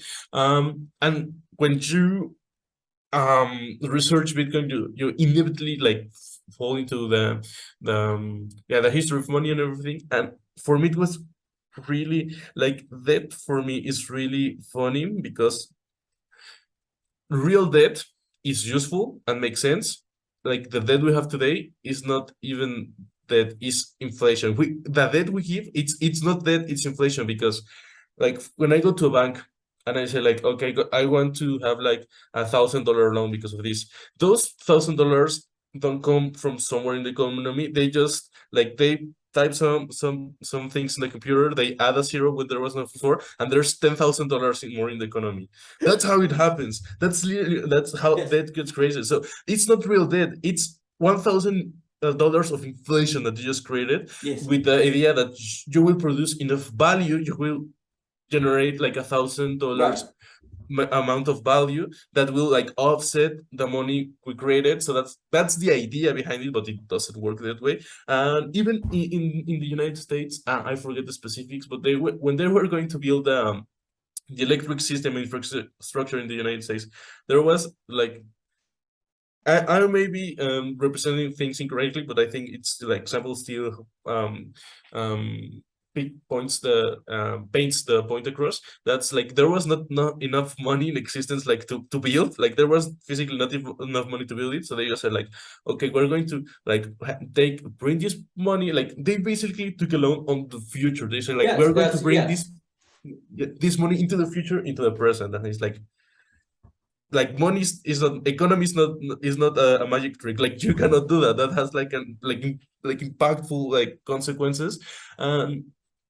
So for me, one of the like central issues, if we could stop inflation. And the funny thing is that inflation was not like, some people say like, oh, it's necessary and a healthy, like for a healthy economy, and it has to be like 2% and stuff. Like, no, like, do you go to the sources? There was one guy, one economist that was like just a random guy that says just like, I think a 2% like for inflation, it's fine. Like, why?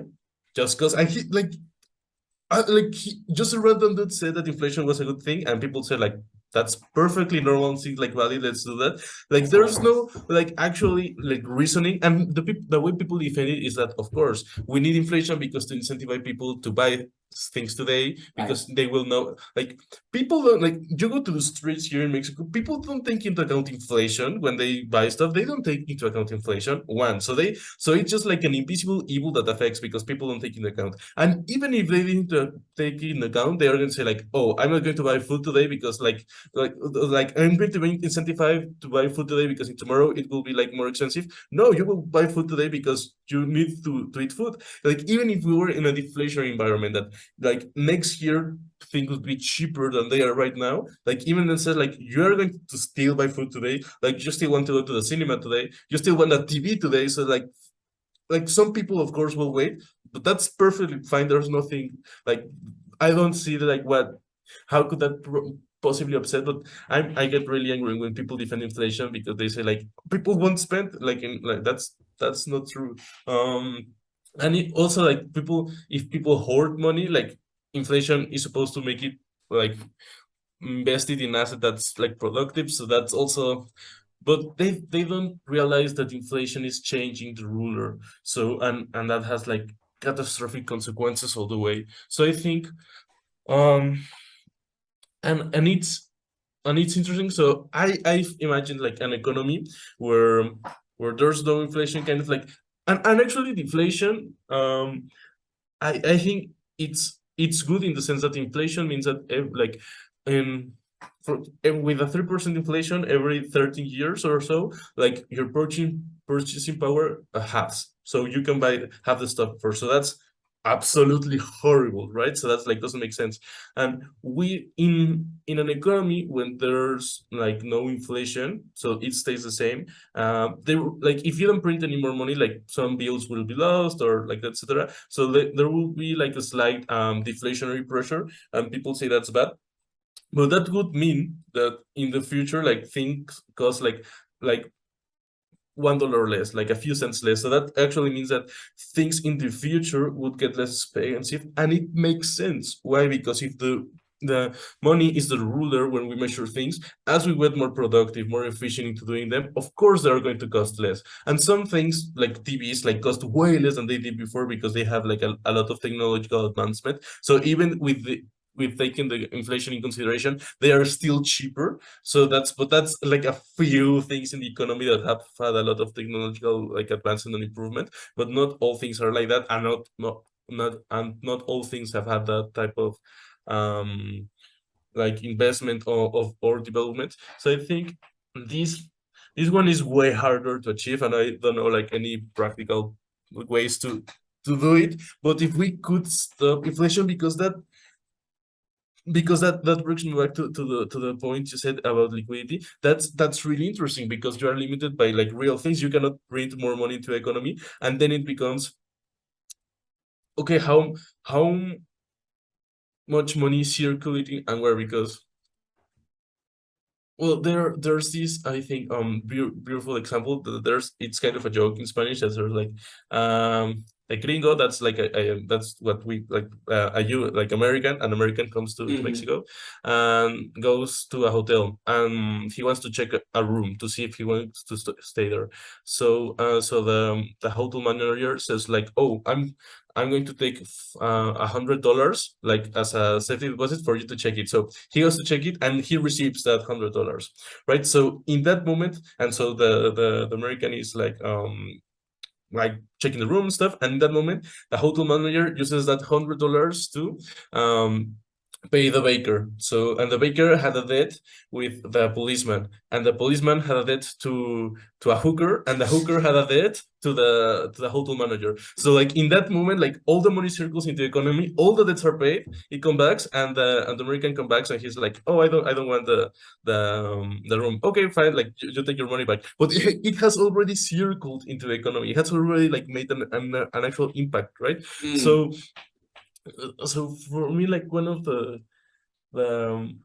the things that are like really important is like economy. Like people say like, oh, economy is growing, as thinking that there's like more resources or more things in the economy. But I think actually, like as we said, like metaphors change the way we think about the problem. I think the economy is much better described with water, like a water loop, for example, right? Because it's this like I consume water and it gets clean, but I still like there's like water is it's a cycle. You don't get more water, like it's a cycle, right? So so there's, and even like in resources, like if we think about this economy as something that can expand, like we can get more of, like we are like that's fine, like we can throw this away, etc. But if we think like actually, I don't know how, like in my mind I imagine it as like circles, like if you're in a town and if you could trace like how a bill moves, you will see like it flows like in a kind of like you could, if you could trace it, like how like the physical movements of a bill or a coin,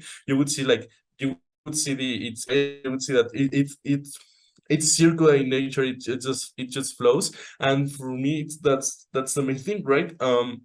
So for example, here in Cuernavaca, like in like 10 years ago, we had a very prosperous, like Cuernavaca was very prosperous because well, there was a cartel guy that like injected a lot of money into the city. So it was actually, well, this is another topic, but because there was like established leader of the crime, like the things were safer back then, and a lot of more money moved into the economy. So because there was more money in circulation, like things like liquidity, and it was like very prosperous and stuff. Like they caught the cartel guy, and like we have not had that. That's like the economy, like economy has not been the same ever since. So for me, for you to have like this economy, that's this thing we always talk about that impacts our way, our life in like weird ways. It's for it to function properly, I would think that there's no inflation, so there are no more money into the system, because because if you inject more money, if you can create more money, then you don't have to respect the circles, right? Because like if it becomes almost like logistical in a way that if there's money here, there's no money there, right? So there's like, but if you can print more, you print more, but it unbalances the whole system and it becomes like chaos.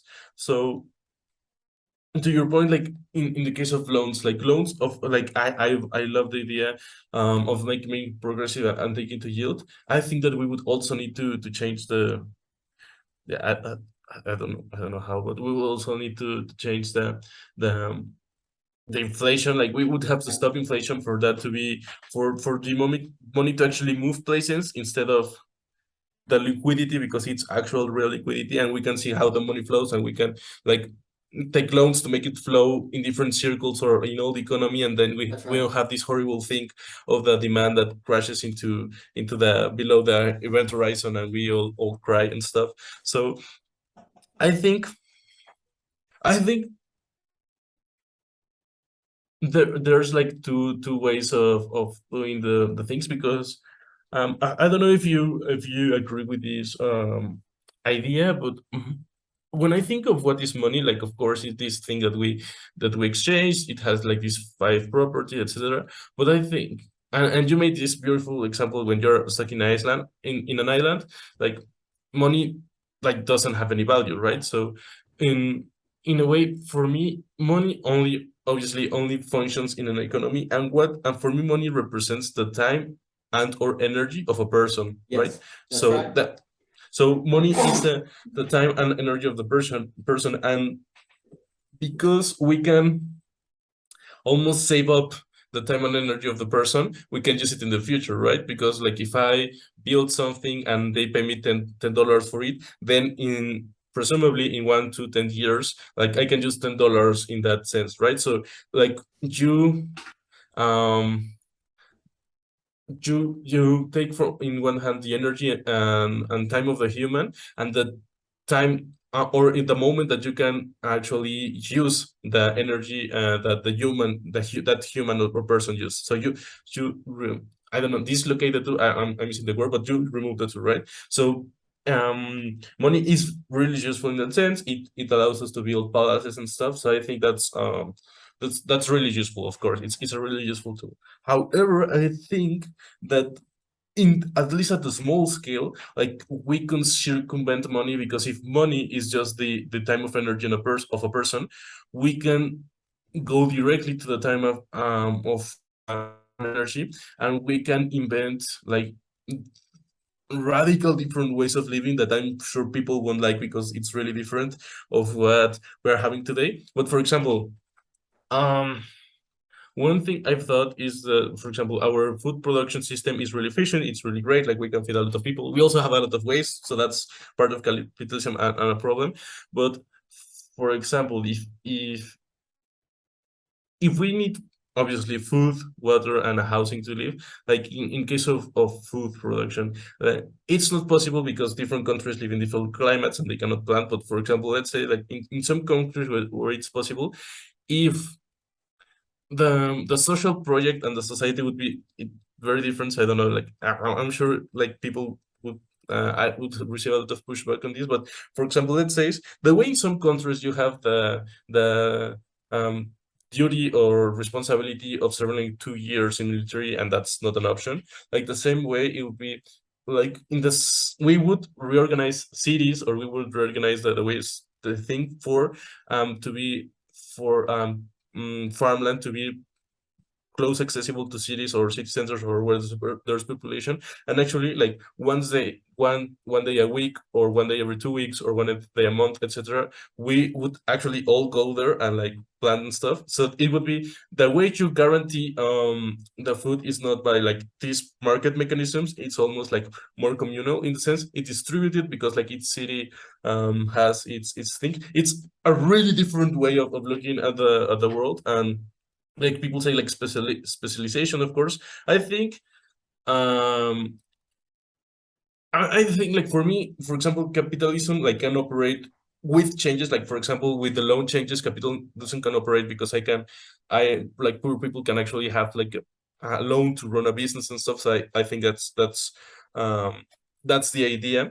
But for example, even but they can and it would certainly make things better. Like if a poor person can have a loan, they have a business, they have another way of life, but they still have the problem that if they stop working, they go back to the streets and have nothing, right? So to have that base fundamental layer where people don't starve to death, they have the place to sleep. I think for me, like the mechanisms which we guarantee housing, food, and water should be different than the ones we use in capitalism. Like in a business, of course, money is a useful tool. Like for me, if we make a distinction that this system cannot use money, or that's the limitation. I'm thinking right now to explore like radical different ideas of like in the future maybe it can be incorporated in a new way.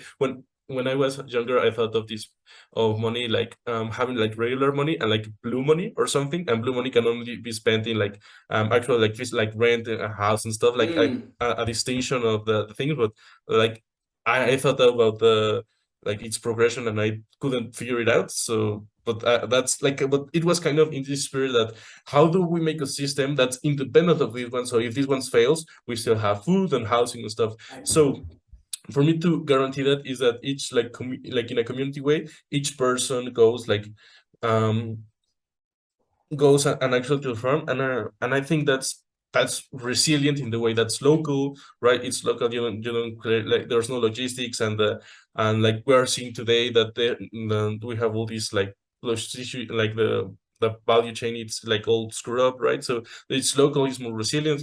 You guarantee that you will have food, and then you are like, as you say, like when you guarantee you have food and you have housing, then you can finally focus on having this intrinsic motivation, right? Because if you're too preoccupied about living or paying your loans, like how, like you said this in your the creativity dialectic, how are you going to make poems in your free time when you're like stressed that you have to pay loans or you don't have so that's so for me if that these systems like you have a farm like in the middle of that you have farmland you go and that's like a resilient system. Also, as a bonus, this is more like a moral thing, so I don't know like how well it holds up. I think it like psychologically it would be interesting because it doesn't matter if you're like rich or poor or something. We all work to get our own food, and I think that's at least has a lot of psychological impact or spiritual impact if we like if like it doesn't matter like if you're rich or poor, we all do this very human thing that helps us to stay in this community. So I think that's like it would help with divide and stuff because like it doesn't matter like who are you from like we all go to the farm and plow the field and take out our like foods, right? So that's a more of a like ethical thing dimension, but at least in the resilient side I think it's still like that's the way I would view it, like to remove the systems like we have to make capitalism better so like in this game we play it's more fair and we implement progressive loans and all of this stuff and like we make inflation not a thing and stuff and then we make this completely new system when we like our production of food and housing stuff is not dependent on the economic side.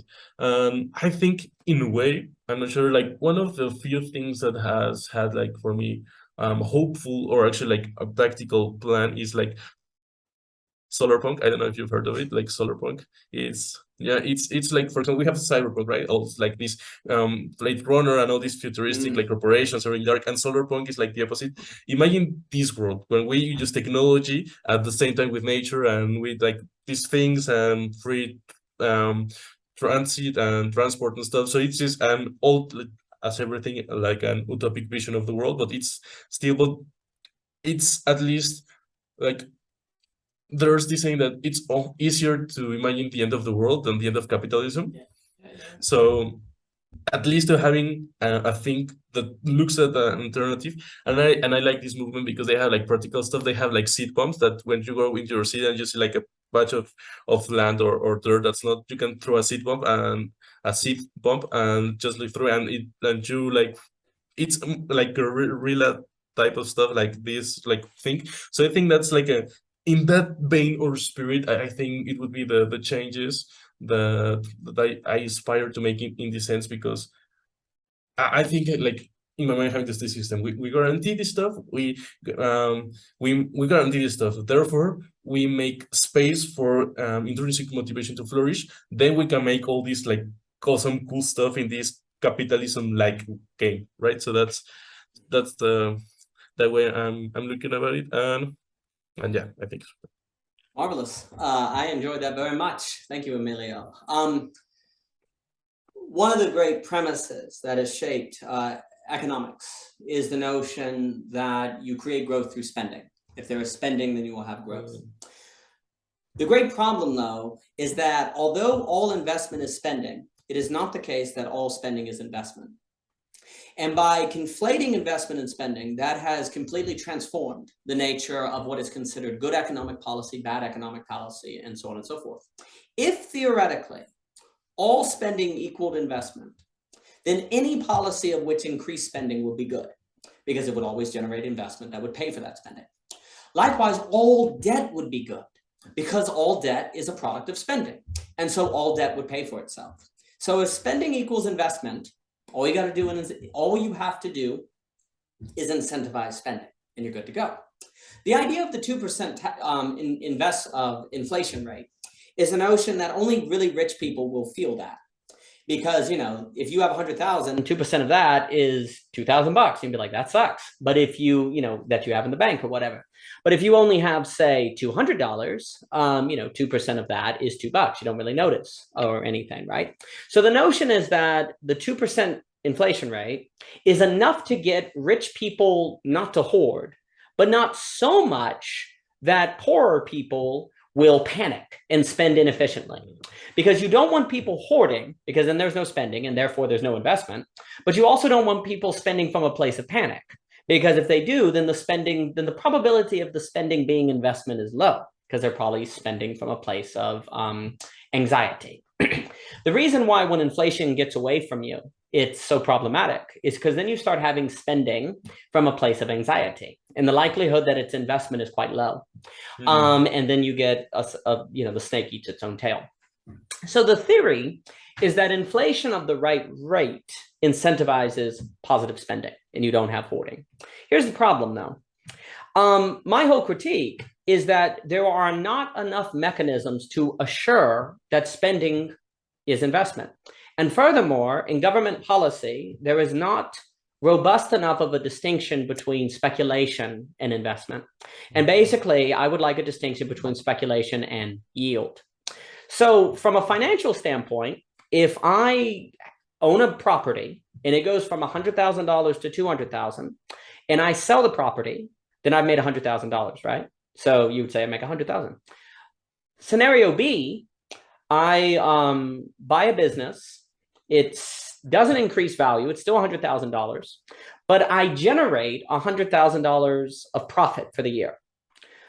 On a piece of paper in economic, it would be equal. A and B would be equal. Both have a profit of 100,000, right? B is very different from A, because in order to make $100,000 through profit, that means I had to create a service or product that people in the community wanted, right? Because otherwise I wouldn't have generated the money probably, right? So $100,000 that comes from profit is not the same as $100,000 that comes from investment, that comes from speculation. The name of the game is you've got two things. One, you've got to make sure that you don't assume in your government policy or your economic policy that all spending equals investment. That's step one. Step two is making sure that your definition of investment does not conflate speculation and yield. You need to make both of those distinctions. Those distinctions are not made. Neither of them is made. And as a result, you get a very inefficient system. Yield always is communal. There is always a communal dimension to it. And so the probability of yield leading to communal benefit, not just individual benefit, is much higher, right? So the first thing you would need to do is in your economic modeling, get those things changed in your head, to separate spending from investment, and then to split up, bifurcate, I suppose, investment into yield and speculation. And then with your tax policy and interest rate policy, create as much incentive as you possibly can to generate yield as opposed to speculation, and punish the heck out of anyone who is just going to speculate. So that would be the first thing that would have a transformation in the flow of liquidity, because you put it very well with your example of the cartel. If liquidity is gone, you're in trouble. But also if liquidity goes into speculation, you're in trouble. And also if liquidity goes into spending that's not investment, you're in trouble, right? So you need liquidity to go to investment that is yield. And that changes everything. The whole virtue of capitalism, theoretically, is that it's a non-zero sum game, that everyone benefits together. That's the moral premise of it, right? So what has happened over the last however many years that makes it feel like capitalism is more of a zero-sum game, right? Well, I would say all the structures of incentives are blurring investment and spending, and also blurring speculation with yield. Because from economic results, it's $100,000 is $100,000. But from practical emergence, $100,000 from speculation is not the same as $100,000 from profit. Very different. We have not in our policy created enough incentive for that distinction. And rather one hears this and thinks everything I said about housing is crazy, and no, that would never work, and actually you're not paying attention to that, or so on and so on. That's all fine. But I strongly stand by that point I just made, to where government policy and economic policy needs to make distinctions between investment and spending, and then yield and speculation. If that does not continue to occur, then capitalism will be a speculative market. It will incentivize the skills of that speculation, and it will eat itself. Now, other things to take into account with inflation. You were mentioning inflation. Basically, inflation is the death of God economically, because your standard of value is not there and nothing makes sense. The way I like to describe inflation is a trade-off for wages, of wages for hours. Before I forget, it's also terrible to use inflation as a term that means increase of prices, as opposed to an increase of prices that is not backed by yield to pay for those prices. Inflation needs to be a more well-defined term. Because if you define inflation as increase of prices, then sometimes, yeah, it can be good because prices going up can be great in an asset market because you always want prices to go up, so it benefits the rich. But if you define inflation as increase of prices without the investment to back it, then it's always bad. So it's very important to understand what we're saying when we talk about inflation. But generally, I would say the inflation is a trade-off of wages for hours. And what I mean by that is the following. Let's say you're working and you get you have 1 hour of work a day and you make $10. Okay. So you have 1 hour, you make $10 a day. And I come along and I say, Emilio, I'll make a deal with you. I'll give you 2 hours to work if you're willing to work for $9 an hour. And you look at your sheet and you say, well, that would be 18. I would make, I make less per hour, but I make more overall. So I'd love to do that. That's 18 hours. You go, great. Well, then I come back later and say, Emilio, I'll give you 3 hours, but you make 8 an hour, right? So you're like, well, okay, well, 8, 16, 24. I make 24. That's more than 18. So yeah, I like that deal. Well, then I get to 4 and I offer 5. I get to 4 and I was like, I tell you what, man, I'll give you 4 hours if you're willing to work. And eventually it's going to get to the point where it's going to reverse, actually, exactly. Where I think it's around the $6 mark. I did it in the paper where you're saying, I'll give you, I'll give you 6 hours if you're willing to work for 5. And you say, okay, well, that's 30. I make $2 more. That's fine. But guess what happens next? I come in and say, hey, Emilio, I'll let you work 6 hours if you're willing to work for 5. You'll be like, that's insane. And I'm like, I'll tell you what, I'll give you 7 if you're willing to work for 4. And you're like, heck no. Now I'm just working more and making less. So eventually there's a point where it reverses. And also the return of the amount of hours you make goes down. So the first one, it goes from $10 to 18. That's an 80% increase. That's pretty good. But the next one is only like a 70%, then a 60%, and it goes down, right? And the effectiveness goes out of the system. Well, guess what? Inflation is always a trade-off of wages for hours because we are stimulating the economy to create more conditions where people can get jobs, but they're losing the spending power of their dollar. You see? So we are creating economic activity so people can get more hours, but to get those more hours, they have to give up the spending power of the currency. And up to a certain point, sure, it adds value. But guess what? I would say around hour 4, no, I don't actually want more hours. I'm okay with the 20, I'm okay with the 10, 18, then it's 8 times 3, 24. I'm good with 24. I can get off with 24. Guess what? Inflation don't stop there. It just keeps going. Because the problem is, once the government starts doing inflation and they do the special interest groups and the spending and the stimulation, it's very difficult to stop. If theoretically, the Federal Reserve could always stop inflation at the sweet spot, like let's say the 3-hour mark, sure, Federal Reserve would be great. Sure, inflation might create overall growth that people benefit. The problem is they never do. The problem is they never successfully engineer the sweet spot of inflation. Inflation, to your point, also does not have a proven track record. There's a notion that it theoretically increases wealth, but it doesn't really have a proven track record. And I think the clearest example of this is family size. In America, someone in the 1970s, you could have one income and people had like 6 kids, 7 kids, 5 kids, or whatever, and so forth. Well, now both parents are working just to raise 1 kid. That would have to mean that the spending power of the currency has dropped faster than the return on the inflation. Theoretically, yes, inflation could make a return that pays for itself and more, but it doesn't have the evidence that it has succeeded. Precisely because people have gone from being able to raise 7 kids on 1 salary to now freaking 1 on 2. That's to me a very clear sign that inflation, even if it could theoretically pay off and be good, doesn't in practice. And that's all that matters because all we ever live in is the concrete. So to your point, yes, inflation does not have a track record as being a good thing, even if it could theoretically be a good thing. To what you're saying also with capital, basically what capitalism has to do is transition to something almost like an emergentism, where it is a system like the word capital when we call it capital, then the whole system is languaged around owning speculative assets or owning assets. Here's the point, regardless if they yield. Like capitalism is like, as long as you own assets, the system does not make a distinction between an asset that equals a liability and an asset with yield. So the name of capitalism is to own assets, and who cares of the yield? Well, that's going to unfortunately favor upper classes. So capitalism has to become yieldism. I like emergentism, creativism that is all about yield. What do you create? What is being made?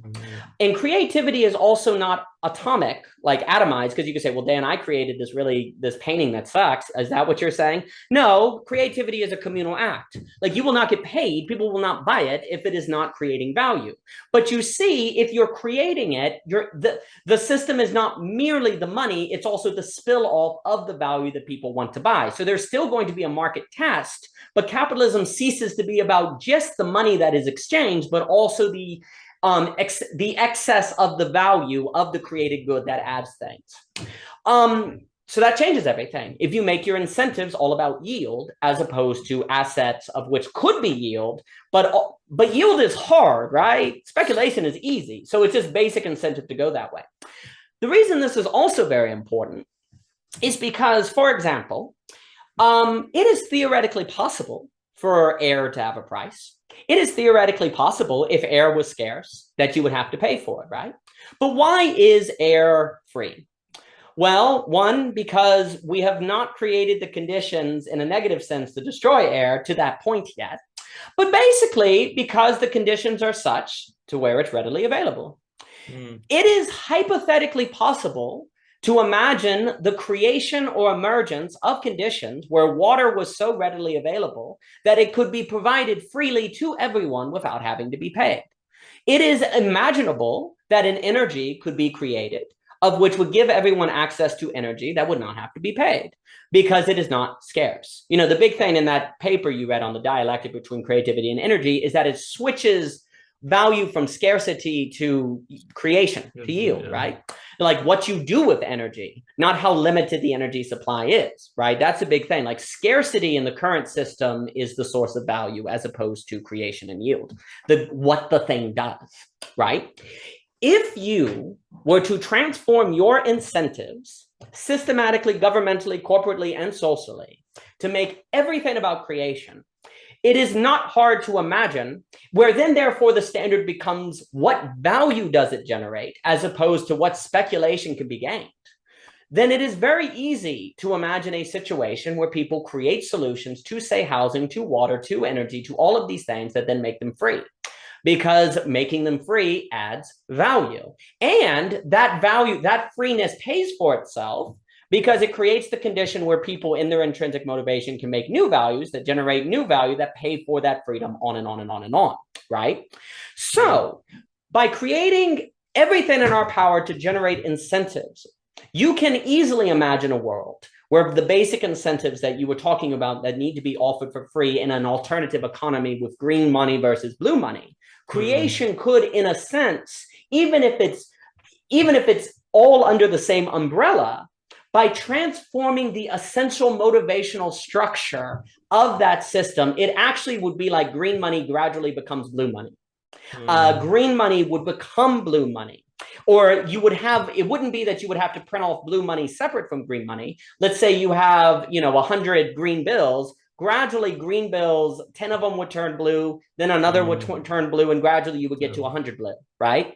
So that becomes an emergence result, but it cannot occur if you don't have a transformation of the motivation from extrinsic to intrinsic, if creation is not emphasized, if yield is not incentivized, if policy is not designed to generate yield, if we don't begin to understand that all investment entails spending, but not all spending is investment, if we don't understand that inflation does not have a proven track record on its generation, and if we didn't peg tax rates, loan rates to yield, if those things don't happen, then it is not easy to imagine green money becoming blue money. And then, an alternative economy basically is your only answer.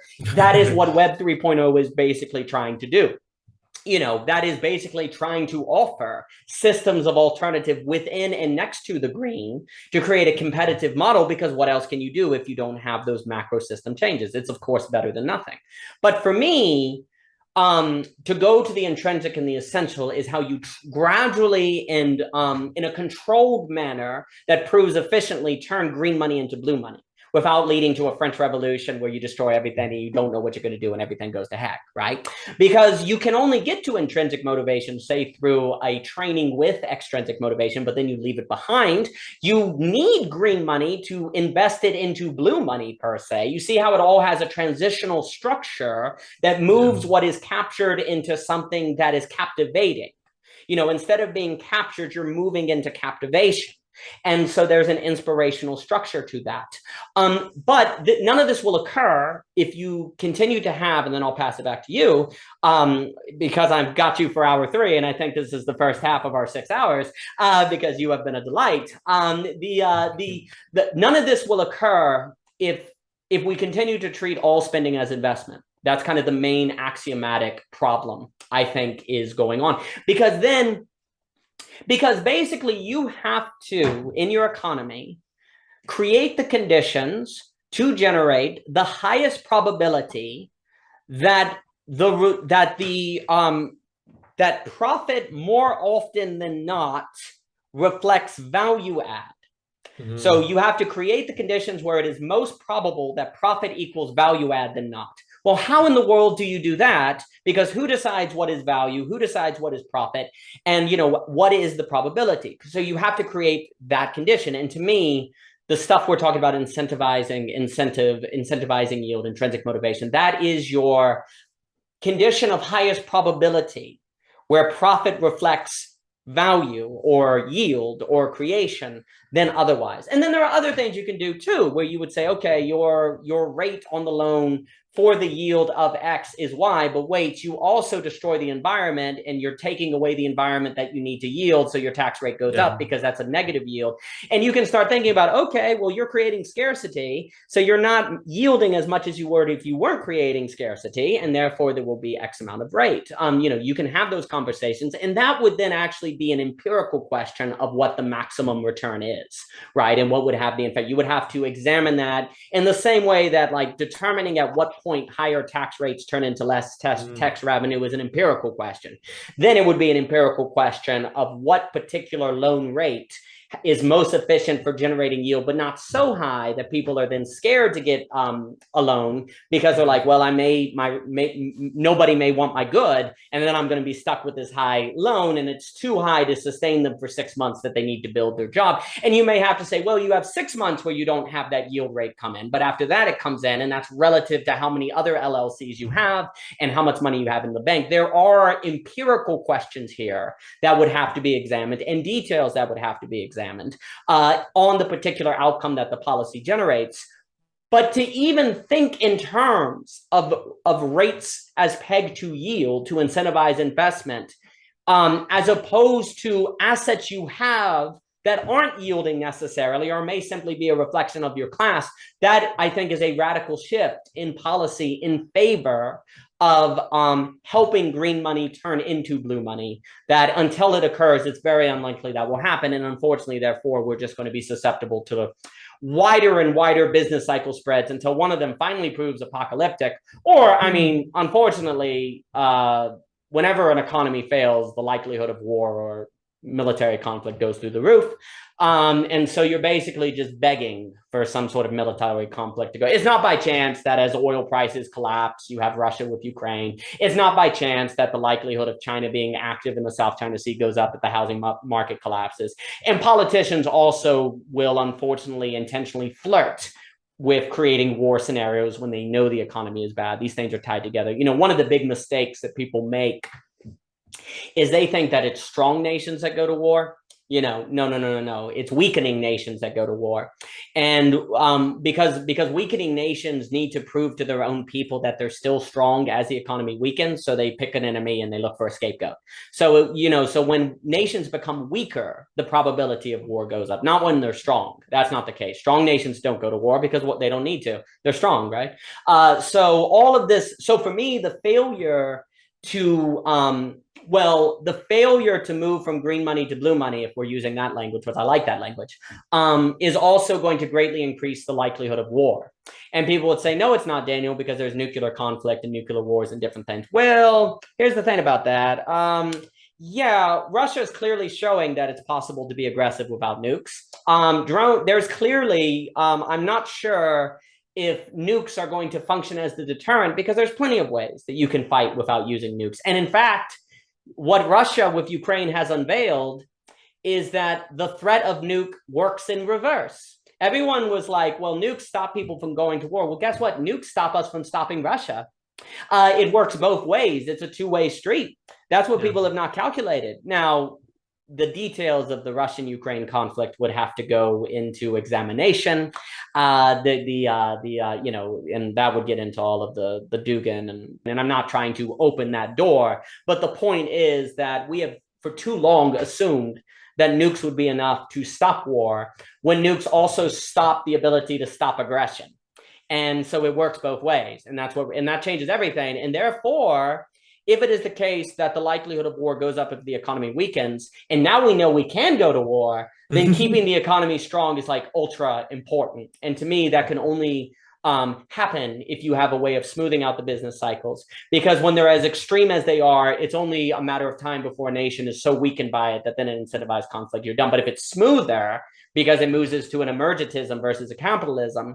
And also, people don't need to go to war to get all of the speculative assets from the rich who won't yield with them, create yield with them, because they create yield. And why would you want to like steal this guy from why would you want to take the good from the rich guy creating yield that benefits the community, right? That takes away incentive to take it away. And then also, as I was saying earlier, and then I'll give it back to you, if the rich people who had assets were creating yield that benefited the community, then the whole notion of redistribution would lose its edge, because there's a distribution occurring. The redistribution is the yield, and you see what ends up happening is then you have a situation where different classes can work together because you can have mobility. And right now, like I've been saying, redistribution gets in the way of the question of yield and creation, because you can distribute, if you redistributed the speculative assets from hand X to hand Y, but there's no yield, you've still got the same problem.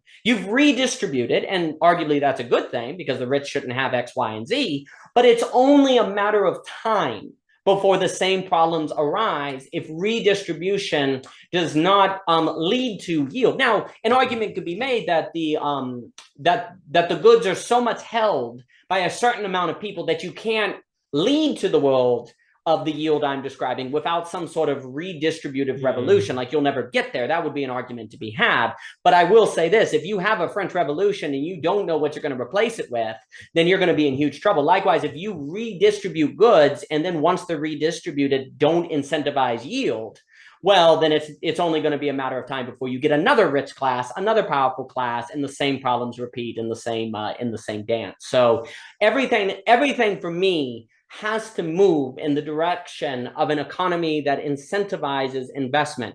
And again, everyone's like, but damn, Silicon Valley, creatism, all that other stuff, isn't there an incentive? No, there's not. It's the whole no, none of that. Because even if that was, that applies to a very small slither of the population. It's not the macro system as a whole. And two, I agree with Dr.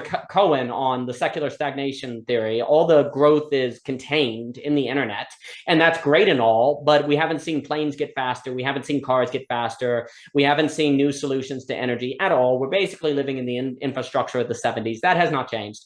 And so no, we don't have a creative economy. We have an economy that talks about creativity. Yeah, that's true. I completely agree. And for me, it's or the way you say it is that in a way it was the promise of capitalism. This creativity like transforms the world and it's better, but they say it's captured by all this other stuff, all these assets, all these things, and yeah, and not to interrupt, but I meant to bring it up. Adam Smith in The Wealth of Nations, basically the part where he's most excited is where he sees the boy make the invention and he solves his problem, and Adam Smith is like, that That's what it's all about. But then Adam Smith then gets like, everyone forgets that Adam Smith is kind of sad. It's not like a great thing. He's like asking the question, wealth does come from, and he's like, oh, I guess it comes from these conveyor belts. Man, that sucks. Adam Smith is not exactly thrilled about this. It's more tragic is what we see in Adam Smith. Now he also understands that, well, maybe maybe the assembly line and the invisible hand is better than the feudal lords. I mean, that, what Adam Smith will talk about, but it's not a utopian sort of freaking thing that people make it out. It's much more tragic. And Adam Smith gets most excited when he is talking about invention. And then I think the best on this is Dietrich McCloskey, who's basically like, look, the whole virtue of capitalism is invention. If there's no invention, it doesn't have a virtue. She believes that it is most likely of a condition to have that invention, but it certainly does not have a virtue if you don't have that invention occurring. And that's a very important contingency. Exactly. And I think that you mean like some points, like for example, I think the way you describe it is that the way I view it is like, okay, like capitalism, like economy here, and this alternative here, like these two systems, but you're I think like almost explicitly said like, no, like it's like we make this system better and it will like give like this system like in its fruition, I don't know which terminology we could use, but instead of capitalism, yeah,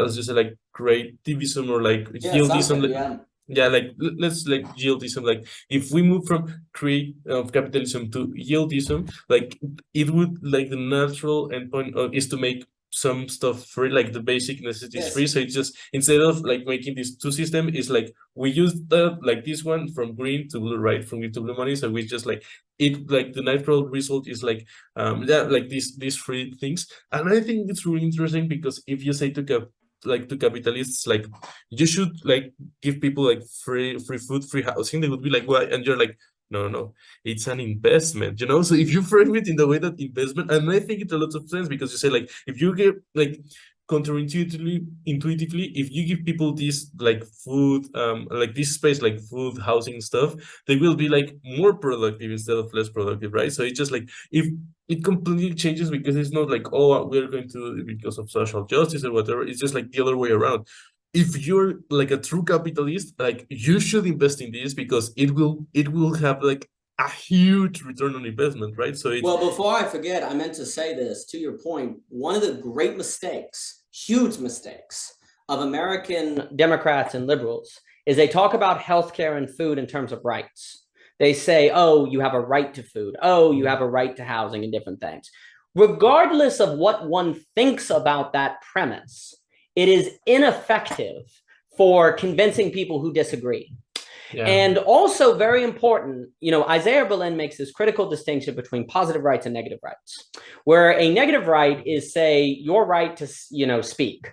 No one has to say, provide me with my voice. I just have it, right? I can just speak. It's a negative right. I can just do it. A positive right would be healthcare. And healthcare means I'm not a doctor and I can't do a surgery on myself. Therefore, to have that right, someone else has to provide it, right? And that's a positive right. Isaiah Berlin is not saying that positive rights are bad and negative rights are good or whatever. He's saying that they're different, and every social order has to figure out the right blending of both, right? And that's the conversation. He wants people to understand that there are different kinds of freedoms. They're not all the same. Rights are not all the same, and we can't have a mature discussion if we blur them all together. But the main point is that a lot of liberals in America have talked about housing in terms of rights, but the problem is conservatives say, well, wait, you're saying that you have a right to housing where someone has to build that house, someone has to maintain that house, and you need to do some work. I'm not going to do it. Are you going to do it? And then there's a resentment spirit. And also, people can use right, Edmund, a lot of conservatives will warn correctly that the language of rights can be a power move, where you say, I have a right to X, therefore you own me. Well, that's not going to accomplish much. It's going to create resentment. People are going to fight. And then, the American political system today. But if instead liberals made the argument where they said, well, actually, providing housing, healthcare, and things like this is an investment that will pay for itself because you free up human resources by which to be more generative. Well, now we have a conversation. Now we have now something may occur, especially if liberals make the point that, Thomas Sowell will make this point all the time, where he's like, no matter how much natural resource prehistoric man had, he did not have the human capital to do anything with it. And the point that Thomas Sowell is making is that natural resources are basically useless unless you have human capital. And basically, the point he's making, Dr. Sowell is making, that is exactly right, is that all value comes from freaking human capital. You can have all the water in the world, and yet it is not inherently value if you are not able to, say, drink the water, figure out how to use the water, create pipes. Sure, you may survive, but you're probably not going to create much, prosperity for everyone, right? So human capital is what creates an economy. Wealth is a product of human capital, more so than natural resources, more so than anything. I'm not saying that those things don't play a role. We know very well that a community, a tribe that is near a river will develop differently than a tribe not developed near a river. One of the things that drives me nuts is how geography is not discussed as a prime shaper of civilization identity. This is very foolish. If you don't think America's state is not partially due to having two oceans, you don't have to spend as much on national defense when you have oceans. That's a big deal because you can invest in what? Human capital. But what is the point we're making? If all wealth basically is a generation of human capital, then the number one goal of an economy is to figure out how to create as much human capital as possible. That is the name of the game. If you're not creating human capital, you are not creating wealth. And if you're not creating wealth, you're not growing. And if you're not growing, the economy is failing, right? That's kind of the whole, that's a more conservative notion, right? That the economy has to be growing or it's failing, right? Only one way to do it, human capital. Oh, and guess what? By investing in housing, healthcare, and water and all these different things, you are probably creating the conditions where there can be more human capital than less, therefore creating an economy that is actually growing as opposed to only seeming to grow thanks to margin and freaking speculation. So the entire system, basically what we've been discussing, and I have now kept you for 3 hours because you are magnificent, and I must fear we'll have to do this again, but alas, I do have work. But this has been really, really, really wonderful, and I'd like to do it again, and we will. I've really enjoyed this, Emilio, really very much. And basically, the entire structure has to focus on human capital.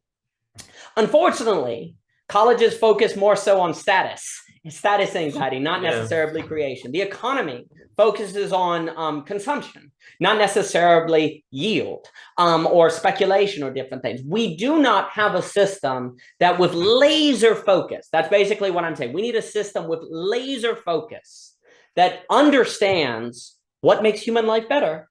And what makes human life better is the conditions of intrinsic motivation which translate into the realization of human capital in a manner that makes people feel more human, because they don't have to worry about food. They don't have to worry about going to a job they hate. They don't have to worry about healthcare they don't like. They're able to do what they want to do, but what they want to do also aligns with what benefits the community, and that does not avoid reality, because if you are creating yield, you are solving problems for other people that are getting in the way of their humanity as well.